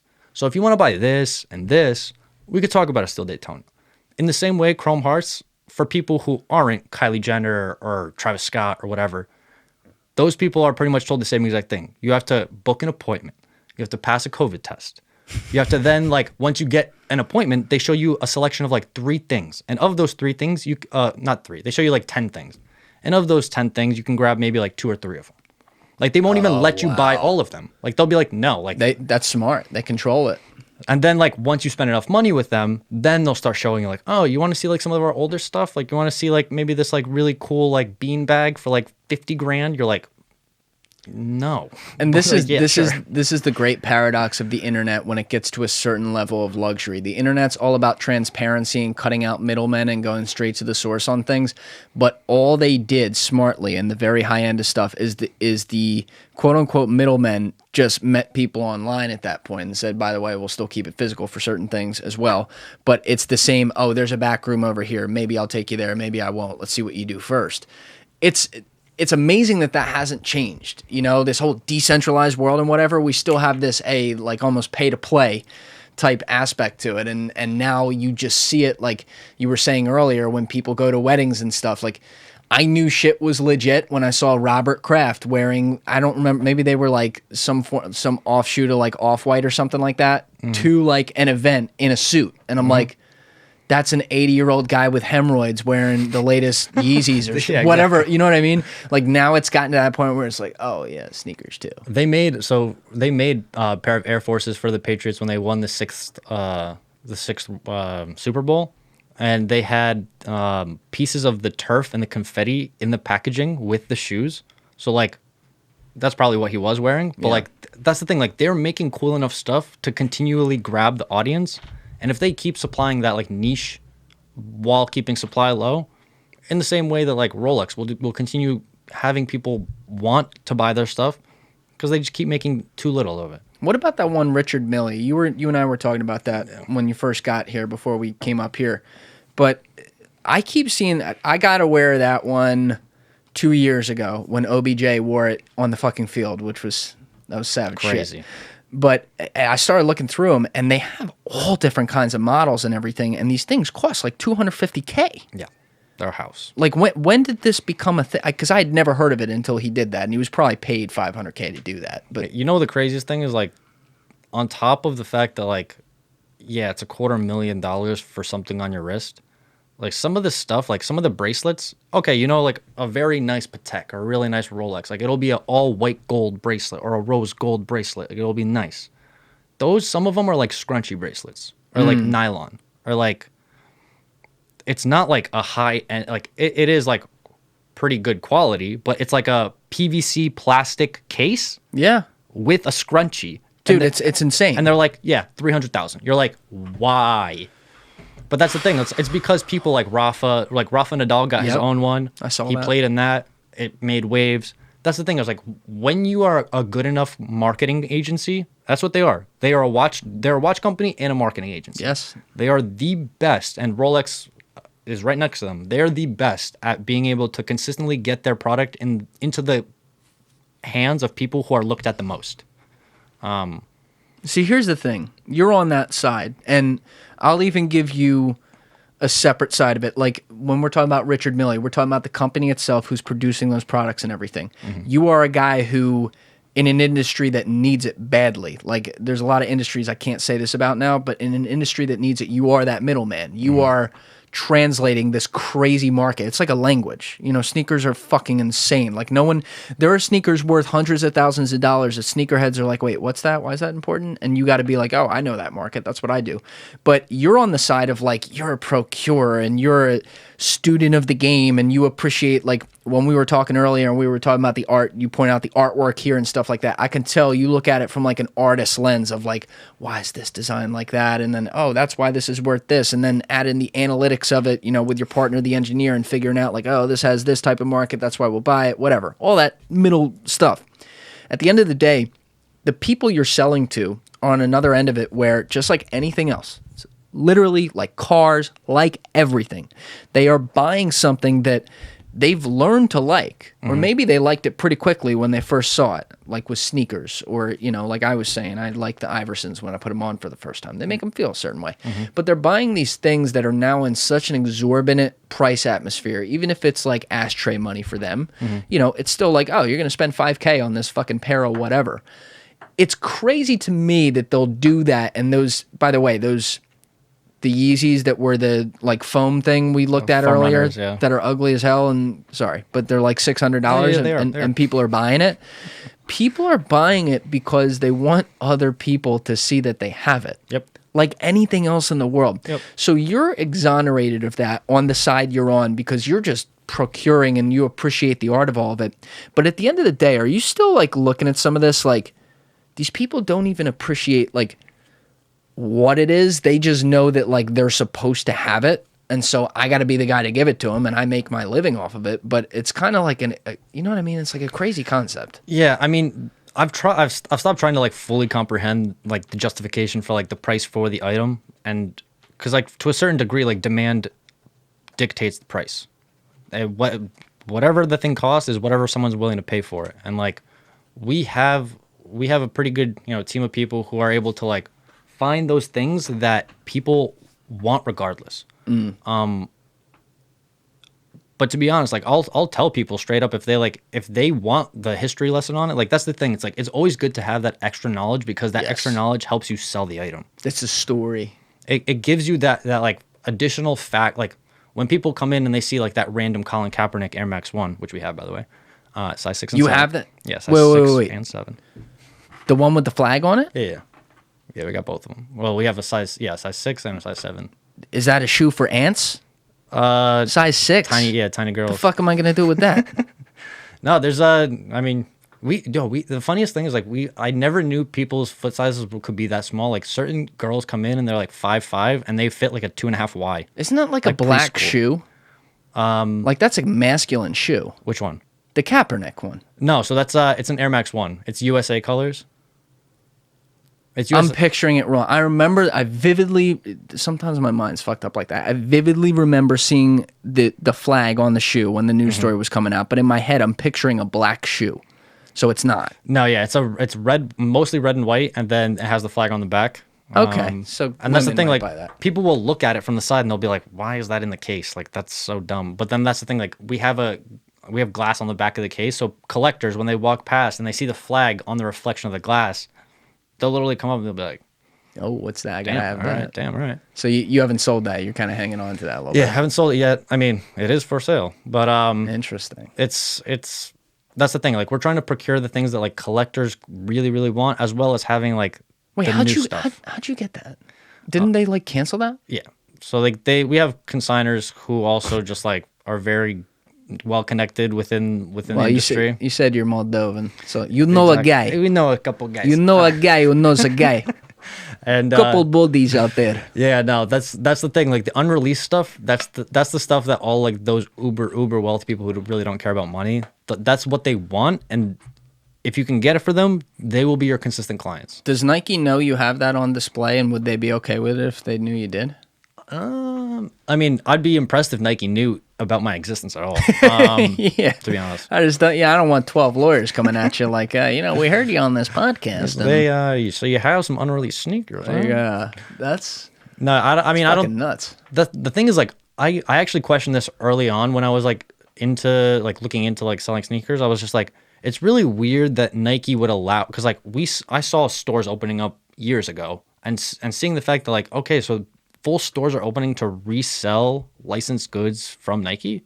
And I was like, that's a little bit like, isn't there a legal issue there? I don't think it is, as long as you don't like, if you consistently market it as a Nike product, you're not claiming like some other, copyright or trademark over it. You're still marketing it as like, this is Nike. I didn't even think of that. That's wow.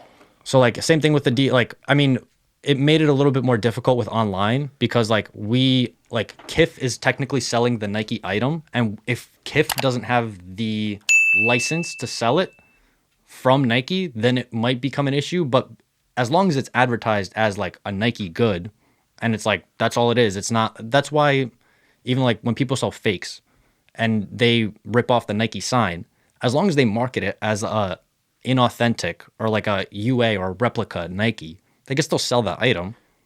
How do you know you don't have any fakes in there?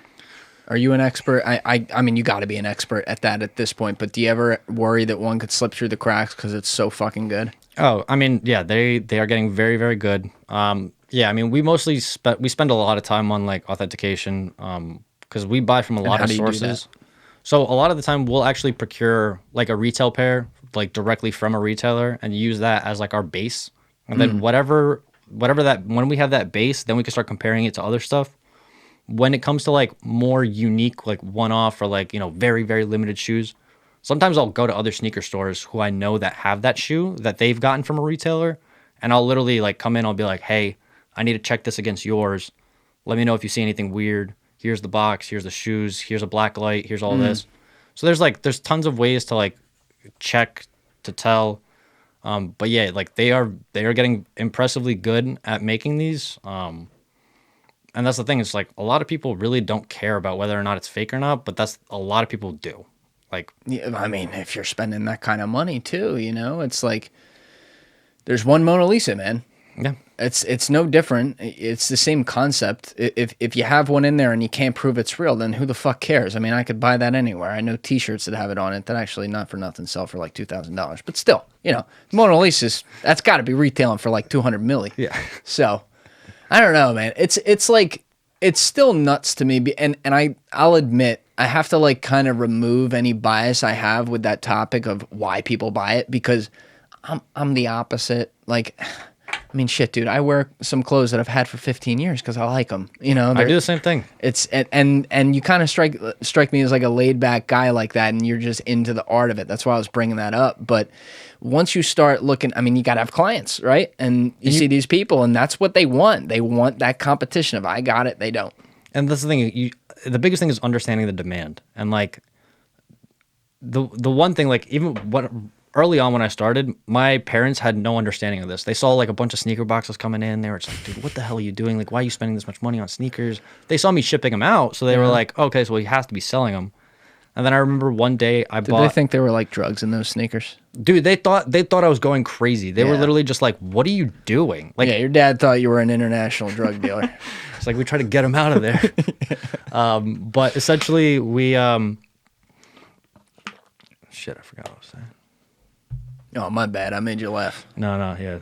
The humor knocked the topic out of it. You were saying you had all the shoes in your garage, and you were shipping them out left and right, and your parents were like, what the fuck? Yeah. And I remember still to this day when I brought back a pair of used Yeezy Solar Red 2s.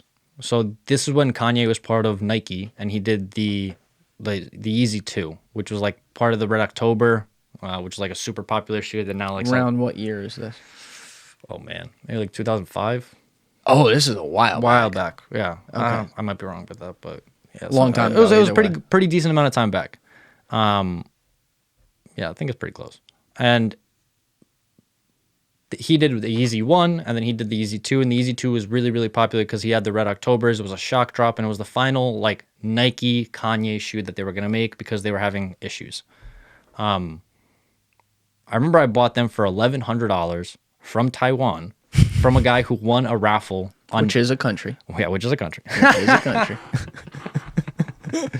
Shit, I'm not going to be able to open a store in China There's anymore. certain things we stand for on this show, so if later you have to disavow me, I understand. Just don't be John Cena and start speaking fucking Mandarin and apologizing for it on camera. The funniest thing is I took a year of Mandarin, don't remember a single thing. The only thing I do remember is ba is 8 and father. Yeah, no disrespect to Mandarin, by the way. I'm just saying, like, that was fucking wild when he did that. Yeah, seeing John Cena speak Mandarin, and apologize for calling out a country that's a country. Come on. Never in my life would I have ever thought I'd see John Cena speaking pretty decent Mandarin. I think that's a really cool thing. I think the context of what he was doing, though, was fucking insane. Yeah. You know, like, where's the line here? But, I mean, actually, maybe good time to go to that. I'll just cut off what you were just saying. Sorry. Yeah, no, but, it's okay. you know, you had mentioned it earlier. I can't miss this. The whole Chinese market with this. Yeah. How much of that is driving, like, StockX? So I don't think they're in China yet. They might have like one distribution center from there. But Better question. Sorry, I asked that wrong. Mm-hmm. How much of, like, the price action you're seeing on StockX driven by an overall global market for said shoes, which would therefore include China as a main driver, versus, like, no, we still dictate the prices here because StockX isn't there? That's a better way to ask it. I mean, China buys a lot of shoes. They buy, like, there's bulk suppliers who consistently ship out, like, palletfuls of shoes to China every single day, every single week. And it's like, they move shoes a lot. That being said, there's a lot of them. And it's becoming like it's becoming more mainstream, like, fashion there as well. Like, they're still very big into the idea of, like, designer is the higher echelon of, like, these types of fashion trends or whatever. But, like, more and more as it becomes, like, as it meshes, like, if once the guy who owns Off-White, one of the most popular streetwear brands, becomes the lead designer at Louis Vuitton, one of the top luxury brands that everybody in China is just like, look at all these luxury brands. Technically, he's making stuff that's, like, close to streetwear at Louis Vuitton. There are certain things that are a little bit closer to, like, the traditional line of, like, you know, like, trench jackets and stuff like that are, like, more universally worn, opposed to, like, worn in, like, hip hop settings or, like, music videos or, like, stuff that's just like a different type of style entirely.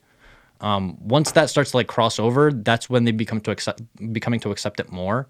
And to be honest, like, I feel like it'll only become more popular in China because, like, they're also big into, like, preserving the history and, like, the collectability of these items. Like, Japan in particular, Japan is amazing at preserving the history of these sneakers.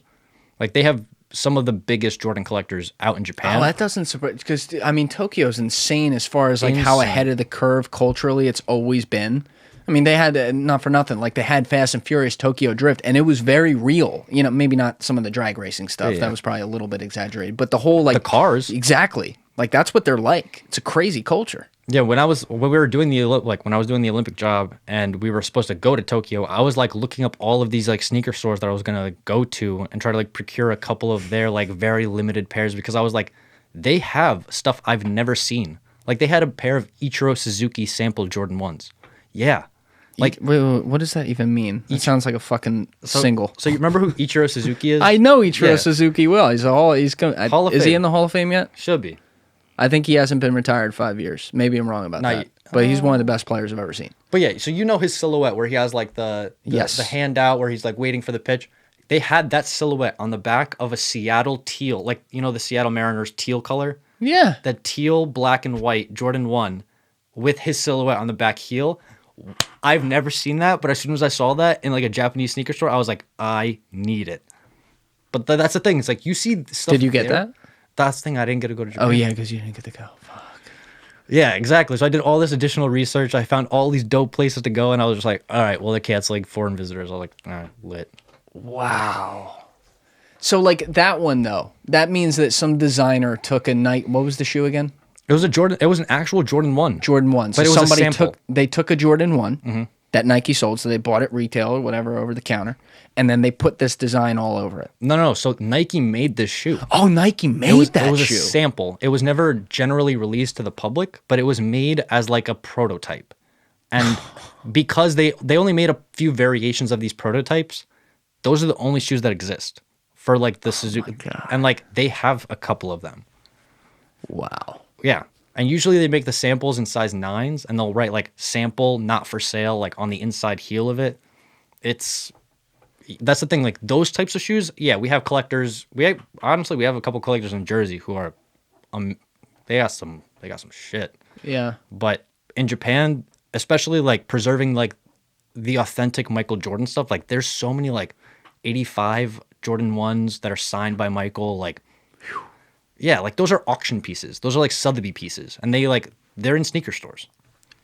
Jordan came up at a really interesting time because he was drafted in 84 and the NBA had been playing like the finals on like tape delay. Yeah. And so very smartly, I don't know if is that a word? Smartly? Intelligently. Yeah, here we go. I got my vocab guy. We're not even drinking tonight either. But still, like David Stern comes in and says, "Oh my God, we have Magic Johnson and Larry Bird. This is a show. Let's market the fuck out of this," and started to get it going. And it happened to coincide when Jordan comes into the league. What they didn't have, at the time, I know like Converse was a big thing, but it's not like Dr. J, who was Jordan before Jordan, right? Like the precursor to it. It's not like he had these signature shoes that everyone knew, because the NBA also was in a lull period after the 60s Celtics left the building. So Jordan starts to come up, and because he was doing the fucking foul line thing right away, he was Air Jordan. Nike had him as an endorsement partner and whatever, and they started to make this Jordan line. Where I lose it in the context of history is obviously he went on to have this legendary career, and then even had the pause in the middle after baseball, like leaving on top after 3 in a row, and had all his shoes coming out. At what point did it start to become, oh my God, that's the only sneaker, that's the collector item? And then the second part of the question is it fair to say that it pretty much built the sneaker market that we know? Like none of the Yeezys would have ever happened without Jordan. I don't think they would have been as popular if Jordan wasn't the thing, or like there wasn't something that supplemented that type of demand. Like, I mean, he was iconic in the fact that like he really was the first person who just like was like the clutch king, who like always had these highlight moments. Yeah. On top of that, like he had his own product that he consistently advertised. So like in the same way that like it was also during the growth of like the digital age, like we finally started seeing stuff like live events on like TV. We finally started seeing like all of these like shoes coming out to like major distributors all over the United States, all over like other countries as well. So in the same way that Kanye kind of did it, where he just like he made him cool by being the iconic figure that he is. Yes. That's what Jordan had going for him. Like he won how many championships, then played baseball, then came back. Like came back in the 4-5 just to play games with you. Shout out, Jay.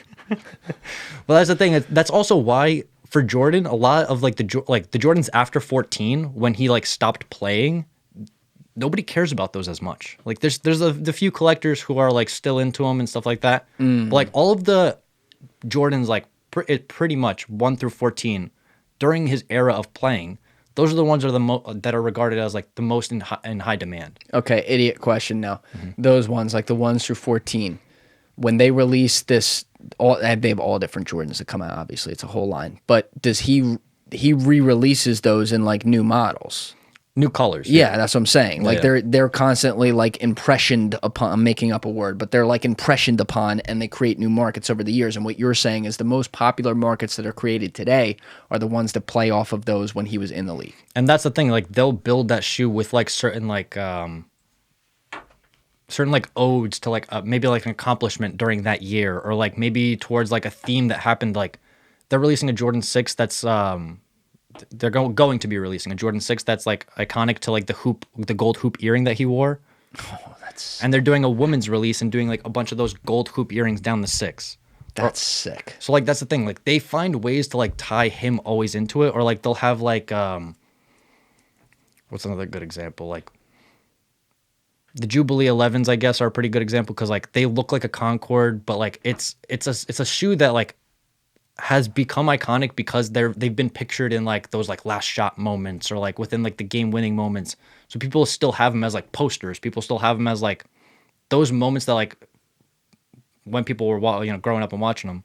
Maybe less of like the young kids, but like people still remember it in the same way that like I still remember Ray Allen hitting that 3 when he was on the Heat. Oh yeah, man. That was one of the most crazy moments I've seen live ever. And like I don't even care about Ray Allen that much. But the fact that he hit that shot, I don't think I'll ever forget it. That's the thing, man. We are tied to experiences. And just to go back within that point to something you said earlier about how, and it should be an obvious comment, but when we are looking at these things in context, we forget this. And your point was, when you have the enormous individual brand with the allure to go next to the actual brand of the product that sells, so you have like a Kanye with a Yeezy, that's what drives it, the personal brand. Right. These people, when they buy a Yeezy, they're buying Kanye. But I'll take it another level and say, I think like subconsciously or even consciously, when people are doing that, they don't just think like, yo, I'm buying Kanye's shoe. They go back to all the things in their life where Kanye walked into the door of their life and they had an experience with it, whether it was a song that was in a special moment, that was something he created or got them through a tough time, or like was a vibe during the summer, or whether it was some news about some crazy shit he did that they heard that they were laughing and making memes about for a long time, or whether it was like they just have seen his whole career come together and they're like, this guy's just a creative genius and I get to walk in this piece of art that he made. That puts the entire value behind like what that shoe represents before they even look at, well, is this even a good design? Like, Yeah. Like the fucking, and don't get me wrong, he's got a lot of great designs. Yeah. I don't want to take away from him. That one just happened to be really funny. That pillow of a shoe, whatever it is. I'm sure it's comfortable, but you know, they look at that and they're thinking like, yo, this is Ye. Yeah. This is the genius. Yeah. No, that's the thing. It's some people might not even think it's the genius, though. Some people think like this is the controversy, or like this is like the thing that will keep people talking. This will have the eyes on me. So like, even if you're not buying into like Kanye's like music or whatever, like you still know the influence or the impact that it has, and the fact that people also understand that influence. And I feel like that's kind of why, in particular, with like his early shoes, they got so popular. Like people just like loved the fact that like Kanye continued to like be a prominent, influential figure, whether it was for good, whether it was for bad. He was just like always in the news. He was saying crazy shit. He was, you know, always staying relevant.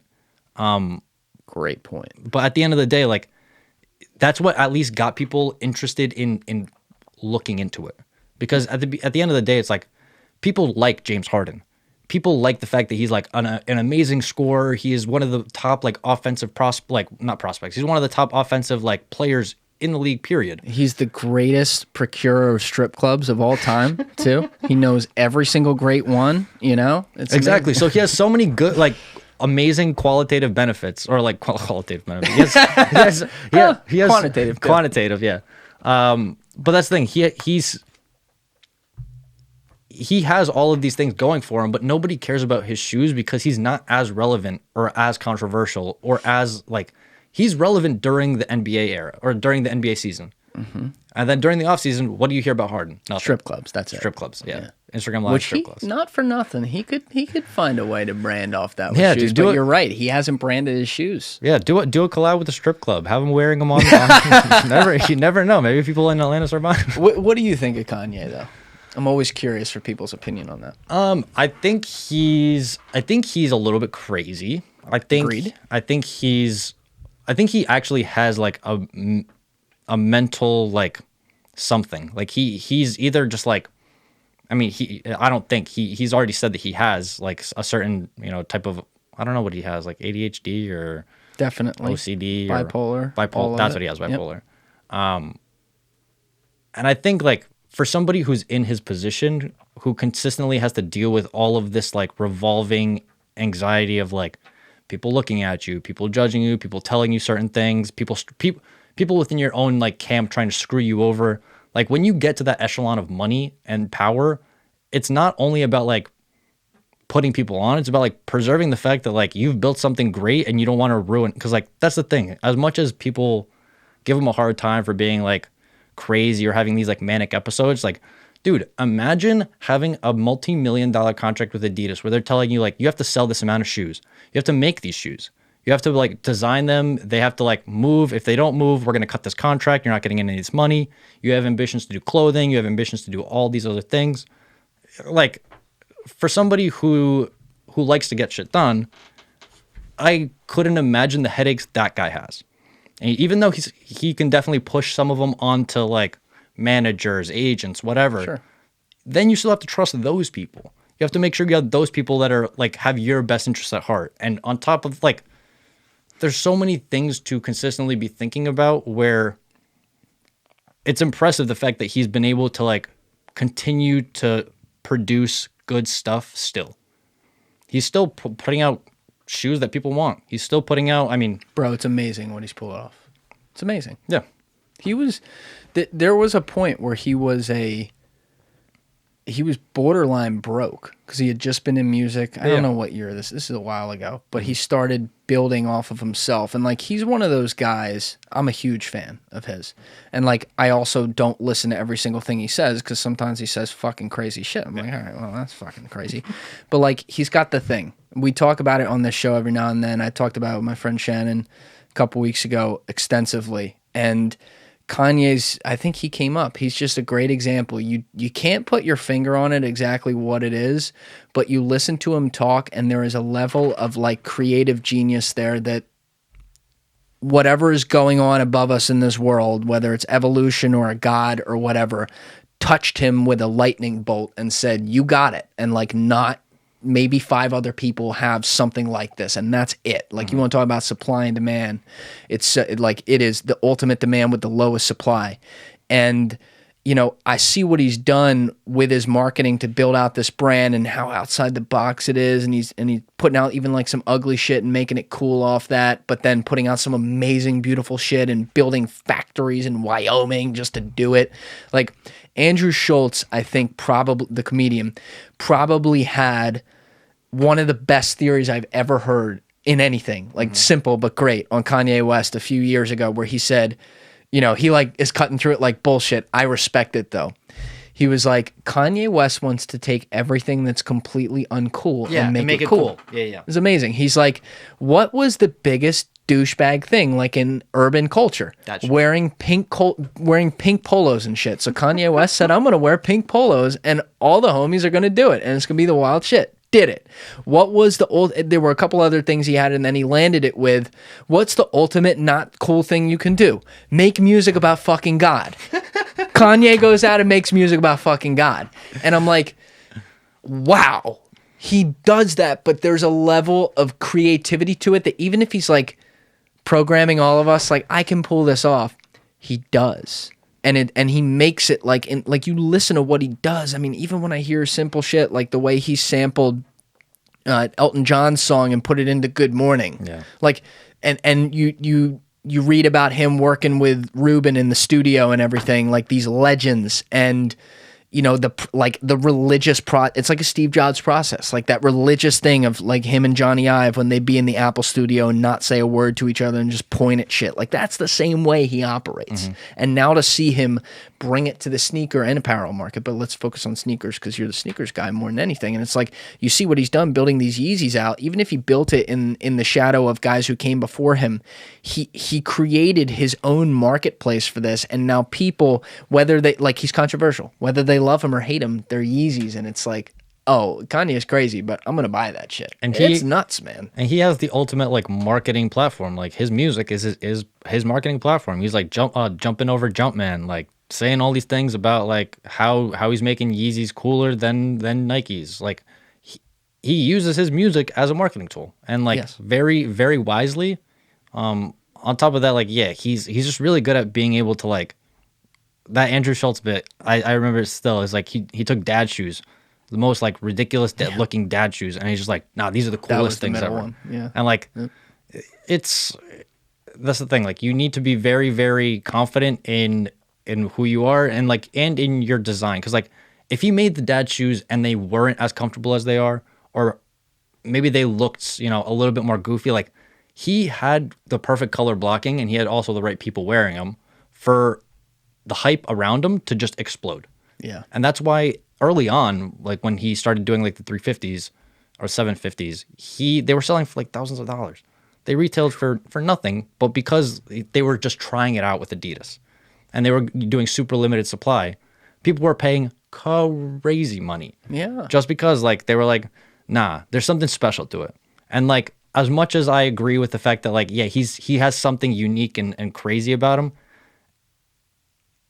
I'm sure not all of it's good. You know, it's like a lot of it has to be like monstrous headaches. Because like even the way that he doesn't operate on our planet, man. No. Like when he was talking, I still remember when he went to meet with Trump at Trump Tower. Oh god! And he was telling him about like hydrogen planes or something like that. And Trump is sitting there staring at him like, dude, like usually I'm the one spewing bullshit nonstop, and Kanye's just over there showing him like, yo, check this out. Like, look, fuel efficiency at its finest. You're like, what are you talking about, dude? Remember the Yeezy jet, Air Force One? He's like, I think we're gonna make Air Force One the Yeezy Air Force One because, like, I mean, dog, this is the president right here. President Trump, you need to be flying in the best. I'm going to bring you the best. And Trump's like, okay. I always respect Kanye. This is why he's a genius. And he's looking over at his aides like, what the fuck is going on? Trump didn't even have like a second to say anything because like Kanye was on such a manic rampage of just like, no, like look at this new innovation. Like look at this new dope shit. Like it looks so great. And Trump is literally like, yo, you're doing all of my work for me. Like, usually I'm the one who's supposed to say the greatest. But dude, like, and the funny thing is all his aides in suits who are just, you know, let's be honest about it. Anyone that works in a political job, they're all, you know, they're fucking lobbyists and political, you know, backroom dealers. They don't fucking understand designs. They don't understand, most of them don't understand creativity, and they're sitting there in the presence of genius. Even when he's saying like some crazy shit about like hydrogen bombs on the back of Air Force One, you see like some of the shit he's doing, and like, I'm a creative, so I'd be there like jaw on the floor, ignoring the crazy shit and looking through it, like the design ideas he has and how he formulates this stuff.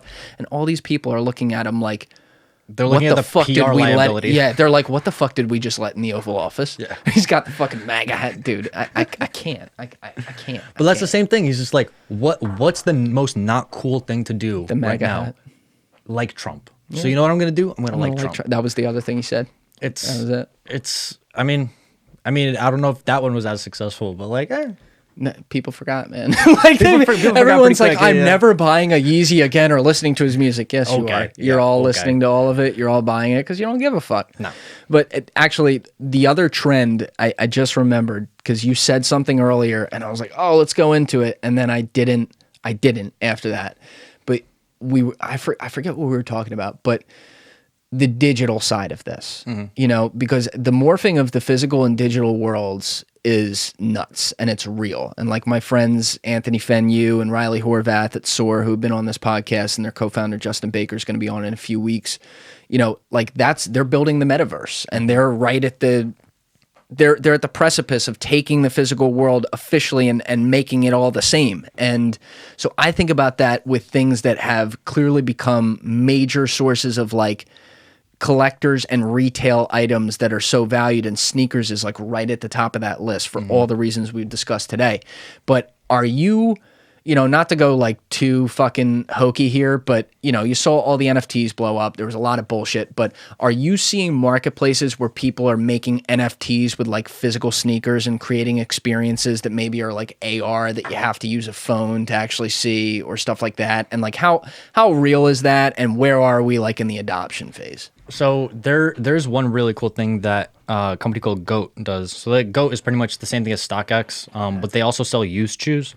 And they had a function on there at one point where it was just like AR to try on certain pairs of like really, really limited sneakers. And you would essentially like pick whichever sneaker you wanted, and then you would like pretty much take your camera and point it at your feet, and you would be able to see how those shoes would look on your feet through your camera. Now it's free.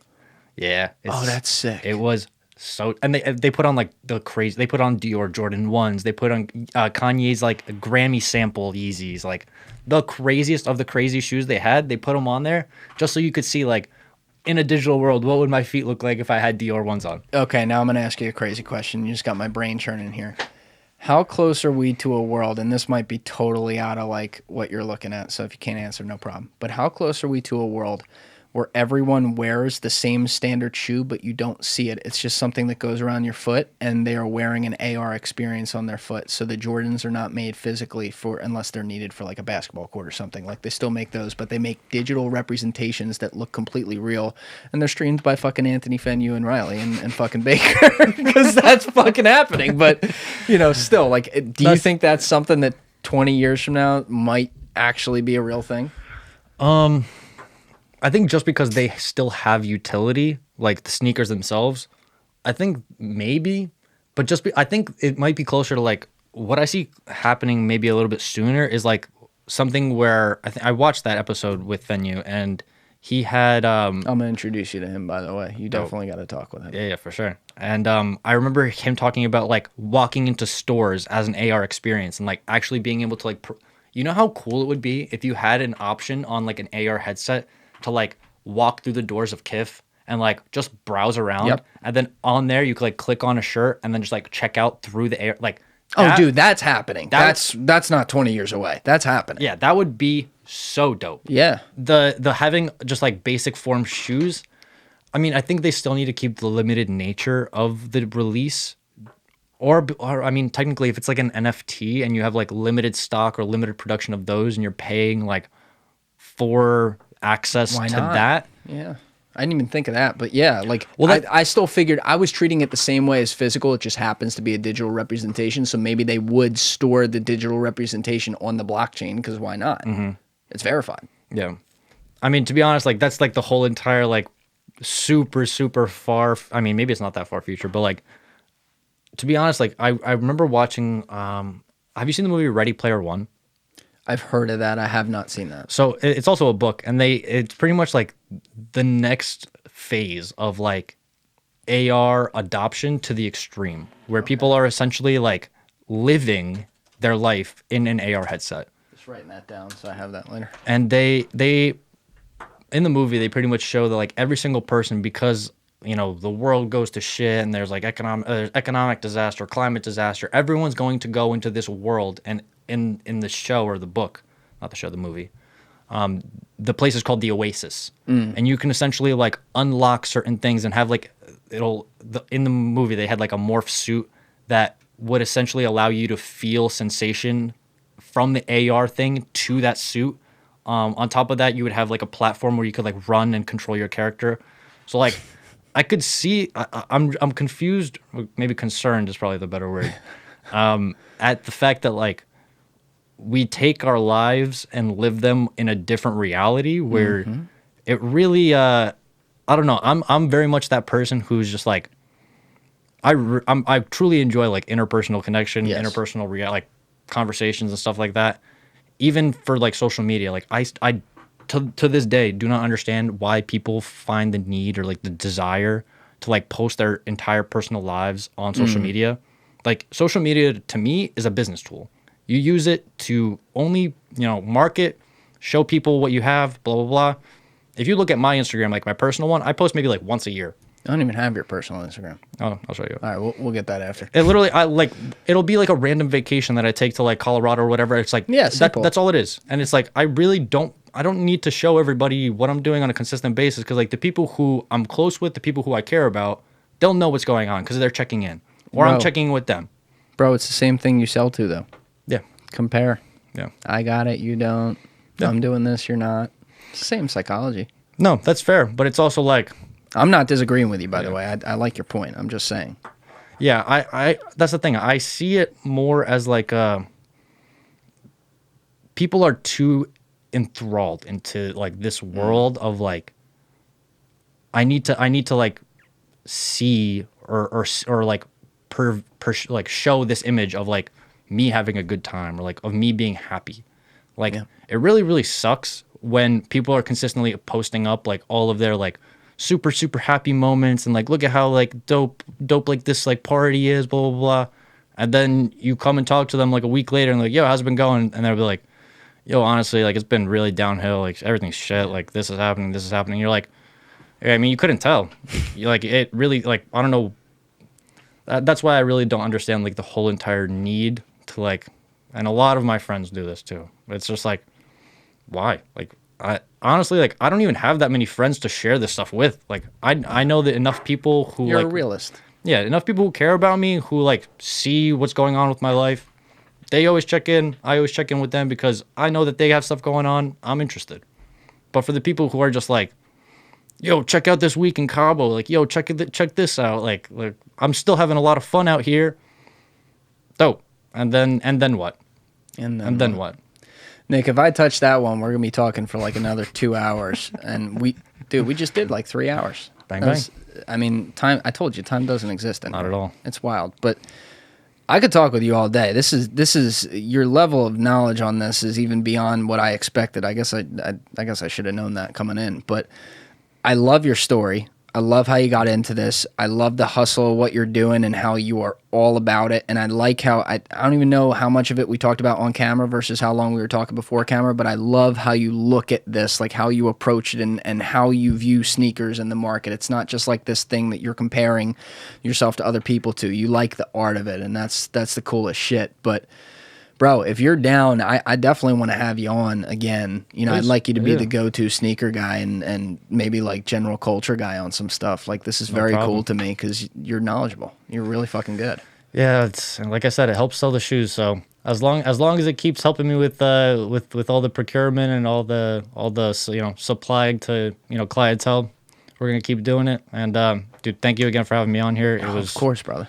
It was quite the pleasure. First podcast ever. So cool to like see how it all operates, see how it functions. And sorry for always saying the same exact I always say, like, but honestly, or I always say see, people wouldn't have known until you just said it. I know. Now they're gonna know. I know, but now you'll go back and rewatch it a second time to see how many times I said it. Exactly. So, bang, bang. That's what it is. But listen, man, thank you for coming in. Thanks for coming down here. No problem. Congratulations on the new physical spot Yes. to add to the online spot and all the relationships behind the scenes. And we'll be checking in again soon, and I want to talk to you after this about some stuff in the digital world maybe that I could use your opinion on. So we'll do it again. Thanks, brother. Yeah, thanks again. All right. Appreciate it. Everybody else, give it a thought.